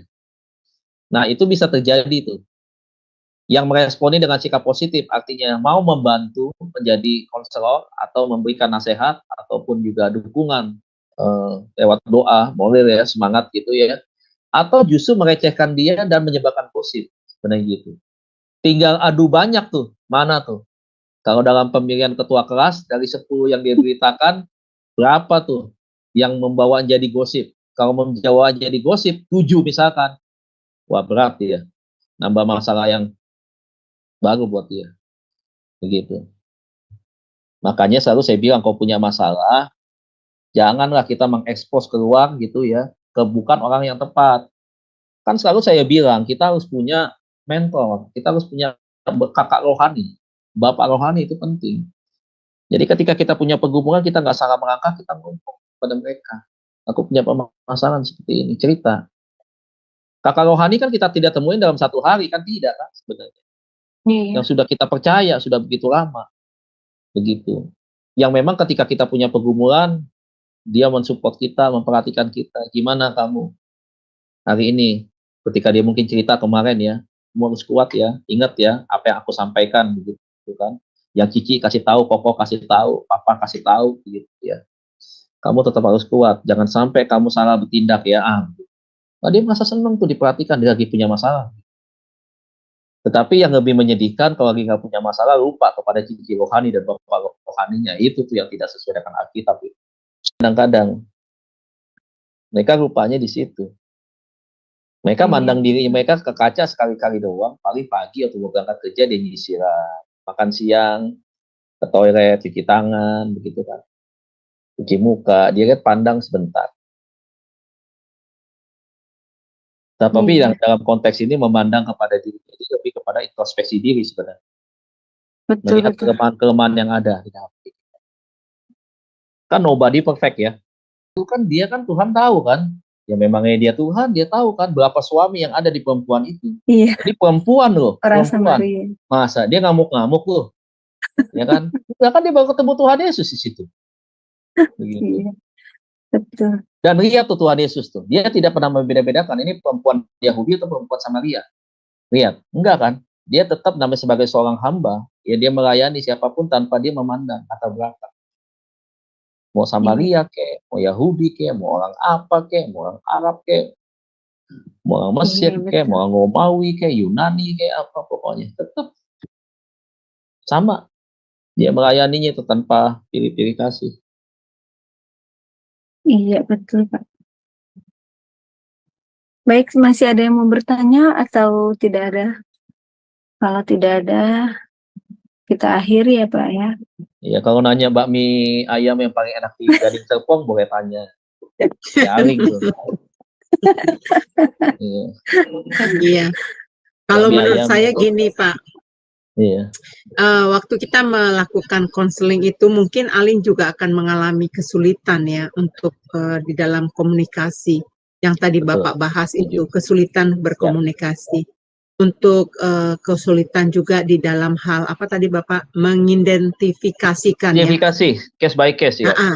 Iya gitu. Jadi karena masalahnya juga terkadang pihak yang mau dikonseling ini mereka juga berbelit-belit kalau saya bilang Pak. Jadi ceritanya nggak fokus, jadi akhirnya kita sulit untuk merangkum apa yang dia bicarakan gitu loh Pak. Menurut saya. Itu kesulitan ya. Dan untuk masalah-masalah setiap orang itu yang tadi contoh soal ya, seorang ibu yang terluka ya, tidak diobatin sehingga krisis kepribadiannya itu merusak akhirnya generasi yang berikutnya. Makanya waktu persoalan itu terhadap diri saya harus bangkit, karena kalau saya nggak bangkit, saya nggak bisa jadi contoh buat anak-anak saya gitu loh. Jadi kita harus sebagai wanita, memang bukan hanya satu orang ya. Dulu waktu saya berobat itu, dokter berkata gini, ibu kalau minum obat ini, obat tidur, nanti lama-lama ibu kecanduan. Jadi volumenya ditambah. Kalau nggak salah saya startnya dulu volumenya 2,5 mili atau berapa, terus nggak bisa tidur dikasih volume 5. Aku nggak ngerti deh, aku masih ingat aja volume apa gitu ya. Nah itu dokternya tuh baik, dia katakan, ini obat ini nanti dosisnya akan tambah, terus tambah, dan efeknya itu merusak organ tubuh.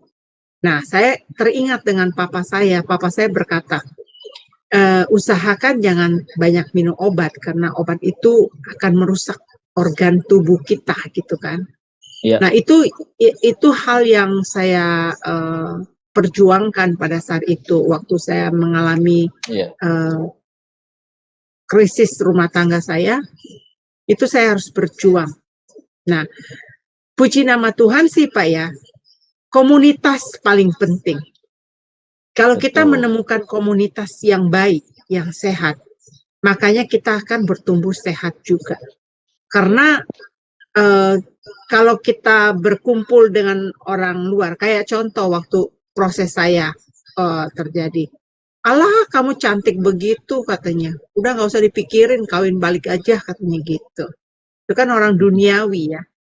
Tetapi di dalam lingkup gereja, di dalam lingkup saya didorong untuk tetap setia, untuk tidak melakukan dosa, jangan membalas apa yang dia lakukan gitu kan. Karena kan banyak loh Pak, wanita-wanita pelakor yang merebut istri, merebut suami orang, dan akhirnya istri seorang itu membalas dan melakukan hal yang sama, gilanya Pak. Iya, memang Bu, betul Bu. Balas dendam. Betul. Balas dendam namanya itu ya, ada kepahitan. Nah itu sangat miris buat saya hal itu terjadi gitu loh. Nah saya melihat memang ada pekerjaan iblis di dalam hal ini. Jadi saya bukan mau menyalahkan iblis ya, tapi memang iblis dari awalnya memang merusak rencana Allah. Mereka iblis ingin menggagalkan rencana Allah untuk menyelamatkan keluarga, menyelamatkan manusia, ya, itu untuk kemuliaan nama Dia. Makanya Adam dan Hawa kalau kita lihat dari pertama sekali udah digodain ya sama iblis.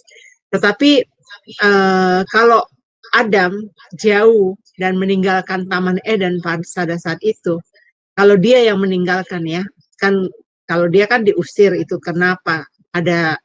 Ada rencana Tuhan supaya dia tidak makan pohon kehidupan, supaya dia jangan mati di dalam dosa kekekalannya. Makanya Tuhan harus teganya, bukan tidak mengasihi dia, bukan, karena dikasihilah makanya dia harus keluar dari Taman Eden. Tetapi dengan pelanggaran dosa waktu itu, kalau Tuhan udah kasih dia bisa aja kan Adam itu ngambek, ya udah gue pergi aja dari sini. Kan banyak tuh Pak yang orang-orang ngambek tuh pada kabur kan, suami istri kan pada kabur tuh, bawa baju buntelannya pindah ke rumah papa mamanya, kembalikan saja aku kepada orang tua. Iya toh. Nah itu krisis-krisis yang dihadapin yang kayak begitu tuh merugikan diri sendiri. Coba duduk diam ya, untuk bertanya kepada Tuhan apa gitu loh. Ya tadi ada poin yang Bapak katakan itu, di dalam hambatan, di dalam mendengarkan itu, coba setiap klien itu bisa berdamai terhadap dirinya sendiri. Iya, betul. Kalau dia tidak bisa berdamai terhadap dirinya sendiri, akan sulit untuk dinasehatin, dikasih input. Karena bagaimanapun dia udah pasang border ya Pak, pasang Iya. blok, dia blok. Membentengi diri dia memang. Iya, jadi kalau dia udah betul-betul memang lepas, memang dia perlu konselor, dia harus ada surrender total, ada penyerahan total. Iya, Oke, betul. mentor saya bicarakan apa, ini baik, saya lakukan. Oke, Betul. tapi kalau ada yang konseling hambatannya itu ya karena mereka bertanya kepada kita, tapi hanya bertanya, tetapi dia punya jalan tersendiri. Jadi dia mau melakukan apa yang dia lakukan gitu loh. Tidak melakukan apa yang konselornya ngomong gitu. Iya. Itu banyak ya saya hadapin di lapangan kayak begitu. Iya. Jadi umpamanya contoh, ada dulu anak rohani yang baru 2 lama. Saya katakan, kamu jangan ke TikTok kalau mau kamu merubah karakter kamu. Gitu, karena dia temperamen Pak, merahnya menyolok banget, tapi merahnya itu bukan merah yang normal ya, tapi ada kelainan jiwa di dalam hidupnya ini. Nah, jadi itu saya bilang untuk mengobati kamu nggak boleh. Karena apa? Kalau kamu melihat TikTok untuk melihat karya orang ya, mereka bernyanyi, ada firman Tuhan, is okay. Tetapi kalau kamu lihat TikTok, kamu nonton orang berdebat, ya, itu tidak akan membawa benefit dalam hidupmu. Malah kamu terpancing. Enak aja dia ngomongin agama kita begini, gini. Akhirnya kan dia arguing lagi kan, Pak. Nah, itu kan udah nggak sehat, ya. Jadi sebenarnya bukan TikToknya yang salah, tetapi bagaimana Anda mengatur waktu dan memilih yang mana Anda suka gitu. Kalau yang mana yang bisa memberikan benefit, keuntungan di dalam kehidupan kamu. Tapi kalau Anda main TikTok tetapi untuk menyeret kamu itu untuk akhirnya seperti apa yang mau kamu lakukan, tapi kamu nggak bisa stop, ketagihan, narik lagi. Itu berbahaya. Jadi saya katakan kepada anak rohani saya, kamu stop untuk melakukan itu. Dan dia berkata, iya mam. Cuman iya mam di bibirnya doang. Tetapi akhirnya saya mengetahui ada yang laporan ke saya. Itu katanya ada di sana dia. Hah, yang benar. Terus sebenarnya sih bukan dilaporin juga. Karena apa? Dia men-share sendiri apa kejadian yang di TikTok. Jadi kan ada namanya di situ kan, ada pesertanya. Oh, ini anak bohong. Dia bilang enggak, ternyata dia ikut serta. Nah, di situ itulah yang menjadi hambatan buat konselor itu membawa dan mengarahkan orang itu untuk ke tempat yang harus kita tempatkan. Jadi karena saya nggak tahu dia kehilangan kepercayaan dengan kita, dengan saya. Tapi kok kenapa kalau ada apa-apa dia nangis dan ngadu ke saya. Tetapi saya melihat apa instruksi yang kita berikan kepada orang ini tidak dilakukan, Pak. Nah, itu Pak Dedi yang saya rasakan hambatannya. Benar. Iya, betul sekali, Bu. Nah, saya ingin mengingatkan nih, tadi kita membahas sedikit kitab Kejadian. Coba kita semua mengingat nih ya, bahwa sebenarnya cara iblis memang dia adalah menyerang rumah tangga dari awal. Lihat kitab Kejadian pasal 1, 27, 28, 29, itu kan berbicara tentang planning Tuhan, tentang mempersatukan, menciptakan laki-laki dan perempuan. Pasal 3 itu bercerita tentang bagaimana mereka akan meninggalkan ayah dan ibunya. Coba lihat kejatuhan mereka. Setelah mereka menjadi suami istri kan, begitu. Siapa yang hancurkan? Iblis. Lihat, karena pada waktu peristiwa di Taman Eden itu, si perempuan ini memberikan kepada suaminya dan suaminya makan. Itu sudah menjadi rumah tangga, saudara suami istri. Dirusak oleh iblis.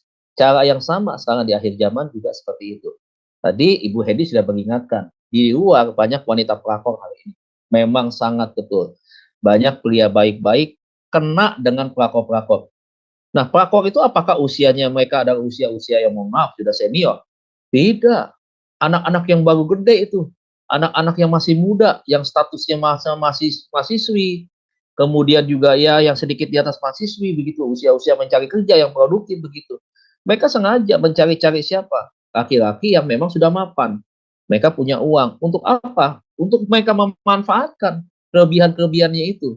Nah, sekarang nih makanya kenapa selalu saya bilang, istri ini kan penolong sebenarnya. Kalau kita lihat di kitab Kejadian, itu kan posisinya sebenarnya kan kebalik. Kebaliknya sebenarnya karena pesan yang disampaikan Tuhan itu adalah kepada Adam, bukan kepada Hawa. Jangan makan pohon itu. Tetapi lihat di awal kita bisa melihat sisi kelemahan Adam.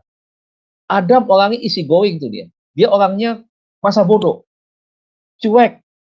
Kenapa message pesan yang Tuhan sampaikan kepada si Adam tidak dia komunikasikan kepada si Hawa, istrinya?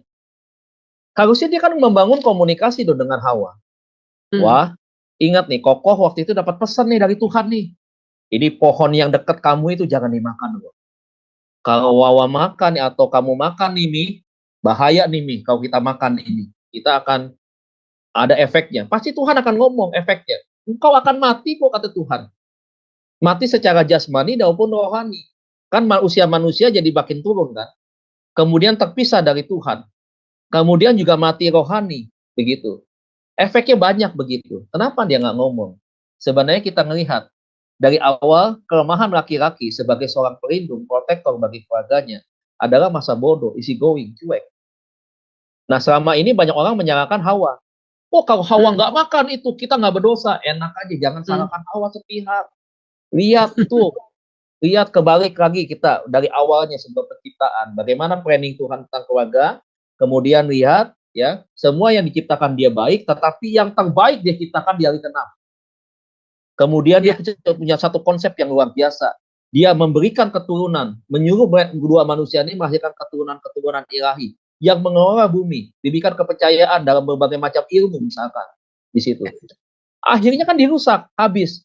Cara yang sama sebenarnya masih kebaca caranya iblis, dia rusak rumah tangga sebenarnya. Begitu. Nah, sekarang adalah bagaimana tugas kita nih, kita membentengi keluarga kita. Tolong suami-suami, ini suami-suami bukan istri nih. Istri mah saya selalu berterima kasih ya. Namanya seorang penolong Tuhan ciptakan itu. Berarti memang Tuhan tahu ada kelemahan di pada laki-laki. Jangan merasa so hebat lah buat laki-laki. Termasuk saya nih. Ya, kalau istri kasih tahu masukan, kamu harus ubah begini-begini. Dia penolong kita nih. Nah, kita harus dengar begitu. Karena kalau kita udah nggak dengar, istri itu peka. Dia tahu tentang sesuatu yang aneh dari suami, dia tahu. Sesuatu yang kurang dari suami, dia tahu. Nah, dia belajar mengingatkan untuk kita belajar, untuk kita terhindar, dan juga belajar untuk kita memperlengkapi kan sebenarnya. Itu dari mana? Tuhan berbicara kepada istri misalkan, bisa. Nah, cuma kadang-kadang ya itu, suami sok tahu begitu. Tetapi juga jangan lupa tugas istri sebagai seorang penolong, sebagai advisor, sebagai penasehat gitu ya, sebagai konselor juga. Jangan lupa juga dia sebagai pendoa. Apa? Nah, suami kita perlu didoain nih, Pak. Saya sendiri perlu didoain. Karena tadi saya bilang, tidak ada laki-laki yang sempurna, yang kuat. Pasti ada sisi kelemahan, yang satu kali kalau nggak dijaga, nggak didukung di dalam doa, nggak dibentengi dengan doa daripada seorang istri, suami itu apa kekuatannya? Nggak ada yang hebat. Bisa jatuh. Jangankan orang biasa, jemaat biasa. Toh hamba Tuhan ada banyak yang nyusep tengkut, kepalanya jatuh di bawah duluan, kakinya di atas. Hamba Tuhan tuh, mukanya kotor semua, lumpur semua tuh. Ya hitam semua tuh, nggak bisa bedain. Zaman dulu ada komik yang namanya Mimin. Hitam begitu kayak arang begitu. Nah, itu hamba Tuhan yang putih bersih. Jatuh ke dalam lubang yang kotor, comberan yang kotor, nyungsep begitu. Kenapa? Karena dia nggak hati-hati. Kenapa dia nggak hati-hati? Begitu, karena nggak ada yang mengingatkan. Nah, bagaimana cara mengingatkan suami di luar? Lewat doa, begitu. Proteksi lah. Jangan bapak ibu, jangan ibu-ibu tersenyum ketika tanggal 30, tanggal 31, asik, gitu kan ya. Enak nih kita mandang nih, kita ngeprint besok buku di BCA nih, kita lihat angka nominalnya udah bahagia banget. Jangan cuma itu yang kita harapkan dari suami. Ayo setiap hari kan saya selalu bilang, doa peperangan buat suami. Kemudian buat anak-anak kita, kan ibu kan ada di rumah, ya suami berangkat, ya doakan dalam nama Tuhan Yesus, kamu berangkat bekerja disertai oleh Tuhan, diberikan hikmat, perlindungan, penyertaan daripada Tuhan. Kamu akan dijauhkan dari Hmm. segala pencobaan-pencobaan karena Tuhan mengasihi kamu dan doa mama menyertai kamu. Waduh, enak. Dengarnya aja enak betul. Gajian tangan juga nggak apa-apa dah kalau dengarnya kayak begini. Iya, benar. Ya, harusnya kan kayak begitu. Karena kita tahu siasat iblis dari awal memang keluarga yang dia serang. Habis itu kan efeknya ke keturunan kan. Lihat ke keturunan Adam, hancur semua. Dosa banyak. Kejahatan bertambah, Sodom dan Gomora muncul di sana. Lihat usia manusia pun semakin hari karena banyak dosa akhirnya jadi pendek. Mazmur 90 bilang kalau kami kuat 80 tahun, jangankan 80 sekarang. Usia 43 aja udah asam urat, naik tangga 2 langkah aja udah kaki udah gemeteran, aduh sakit, dikit-dikit semprot pakai salompas, dikit-dikit olesin pakai itu tuh apa namanya kantor pen. Coba usia 43 tahun. Bahkan tadi saya lihat di video usia 15 tahun ada yang stroke. Begitu. Makin turun aja usia manusia. Jangankan dosa semakin hari semakin mengembang, buat akhirnya itu tadi resikonya adalah kepada manusia itu sendiri. Nah, jadi inilah makanya pelajaran pastoral konseling itu mengingatkan kepada kita bahwa keutuhan rumah tangga itu menjadi sebuah utama, menghadirkan mesbah keluarga. Kenapa? Orang Yahudi, yaitu mereka mengajarkan anak mereka di dalam Ulangan pasal 6 sampai ayat yang ke-7, itu mengajarkan tentang firman berulang-ulang. Ada peran bapak, ada peran ayah, ada peran ibu di sana. Itu luar biasa sekali perannya. Dan lihat betapa hebatnya keluarga-keluarga orang Yahudi ya. Waduh, mantap. Urusan dengan Tuhan dia nggak tinggalkan, dia utamain begitu. Bukan berarti kita nggak boleh kerja, nggak boleh bisnis, bukan begitu juga. Sesat juga nih saya mau menyampaikan demikian, begitu. Tetapi dia fokuskan kepada Tuhan segala sesuatunya. Dia belajar ya terutama itu dari firman. Karena bukan hanya ilmu pengetahuan yang harus kita miliki. Apa artinya ilmu pengetahuan yang hanya sementara? Yang kadang kalau nggak kita imbangin ilmu spiritual, orang itu bisa menjadi jahat. You boleh pintar dalam ilmu pengetahuan, tetapi you bisa saja jadi kepala daripada teroris. You hebat membuat nuklir, tapi nuklirmu kau pakai buat membunuh orang. Bisa begitu. Tapi kalau kita di dalam Tuhan, kita nggak pakai itu untuk membunuh sesama manusia. Hati-hati. Iya. Jadi ini mesti kita pahamin begitu, ya. Udah dikasih tahu kok sama Tuhan itu. Tuh lihat tuh, rumah tangga dirusak gara-gara itu tuh. Si ular, si iblis tuh, ya. Jangan mertua kita loh dibilang iblis. Oh, rumah tangga gue rusak gara-gara itu tuh mertua iblis tuh emang. Oh, jangan. Beda mertua sama mertua. Itu mah bukannya iblis begitu, ya. Iya, betul. Jadi nah inilah Pak Bu ya. Jadi ya inilah fakta realita yang harus kita hadapi. Kita bilang musuh kita itu ya iblis dari awal, bukan melawan darah dan daging, bukan. Jadi kalau mertua kita terbuat dari darah dan daging, ya bukan musuh kita, ya. Tetap ya dia orang tua kita begitu, ya. Baik, kembali kepada sisi. Bapak, sekali lagi kami bersyukur dan berterima kasih. Sangat dahsyat luar biasa Tuhan di dalam ruang pembelajaran kami. Banyak hal Tuhan yang kami juga saling belajar tentang peristiwa, pengalaman dari rekan kami ataupun dari pengalaman yang pernah kami dengar. Bahkan ketika kami juga mungkin pernah mengkonseling sahabat-sahabat kami. Bapak, biarlah pembelajaran ini akan terus mengingatkan kami Tuhan. Kami harus bertanggung jawab dalam tugas dan pelayanan yang bagi kami. Karena ini adalah juga bagian daripada pelayanan. Tuhan, pakailah kami lebih lagi ya Bapak. Untuk kemuliaan Tuhan, bukan untuk nama kami. Kami tidak cari popularitas dari pelayanan. Tetapi biarlah Tuhan yang semakin hari semakin dikenal oleh banyak orang. Ya, Engkau semakin bertambah Tuhan, kami semakin kecil di hadapan Tuhan. Bukan kami yang semakin besar Tuhan, tetapi biar Engkau saja yang terus akan semakin besar dari hidupan kami. Bapak, terima kasih, pakai semua hamba-hambamu, rekan-rekan pelayanan, rekan-rekan sekerja Allah di dalam Zoom ini, bahkan juga yang menyaksikan saudara-saudara kami lewat luar Zoom, lewat siaran live YouTube, Tuhan juga menolong. Tuhan, kami menyerahkan keluarga kami ke dalam tangan Tuhan. Kami menyerahkan suami-suami ke dalam tangan-Mu. Biarlah Tuhan Kau memakai, memperlengkapi, memberikan pengertian, hikmat, pewahyuan kepada suami-suami sebagai imam di dalam rumah tangga, untuk mereka menjadi imam yang menghasilkan anak-anak yang takut akan Tuhan, menghasilkan keluarga yang menghadirkan shalom, menghadirkan mesbah keluarga di dalam kehidupan mereka. Biarlah Tuhan lewat keluarga kami Tuhan, orang boleh melihat kemuliaan Tuhan dinyatakan dalam dan terang berfungsi bagi kami Tuhan. Sehingga Tuhan, kami bukan membangun sebuah pernikahan karena status Tuhan, tetapi kami membangun rumah tangga, memang kami taat melakukan apa yang Tuhan kehendaki di dalam kitab Kejadian. Kami bertambah banyak untuk kami mengelola apa yang Tuhan sudah percayakan bagi kami lewat sekolah kami, lewat tugas kami, entah itu dalam pekerjaan, dalam bisnis, bahkan juga dalam pelayanan. Terima kasih Tuhan, berkati di dalam setiap usaha yang kami kerjakan, istri-istri diberkati, anak-anak diberkati, punya masa depan yang terbaik, sekolah yang terbaik, dan Tuhan pakai mereka menjadi saluran berkat bagi sahabat-sahabatnya dan juga bagi banyak orang. Terima kasih, pertemukan kami minggu depan Tuhan. Kami akan masuk di dalam sesi pembahasan yang pelajaran yang baru Tuhan, tentang bagaimana etika Kristen berlaku di dalam kehidupan kami selama kami hidup, bersosialisasi dengan begitu banyak orang, suku, ras, bangsa, bahasa Tuhan, sehingga Tuhan lewat kehidupan kami juga kami boleh dinilai menjadi orang yang baik, tidak hanya baik di dalam perkataan, perbuatan, tetapi juga baik karena ada Tuhan di dalam kehidupan kami. Terima kasih Tuhan, kami menyerahkan malam hari ini ke dalam tangan Tuhan, sisa waktu kami untuk beristirahat. Bangunkan kami besok pagi dengan tubuh yang kuat, tubuh yang sehat, untuk kami dapat beribadah, sukacita bersama dengan saudara seiman, dan kami diberkati dengan akhir. Terima kasih Tuhan, pertemukan kami untuk hari Senin dan seterusnya di dalam pembelajaran-pembelajaran. Terima kasih Bapak Ibu Saudara yang sudah hadir malam hari ini. Mari angkat kedua tangan kita untuk kita tiba berkat dari Tuhan.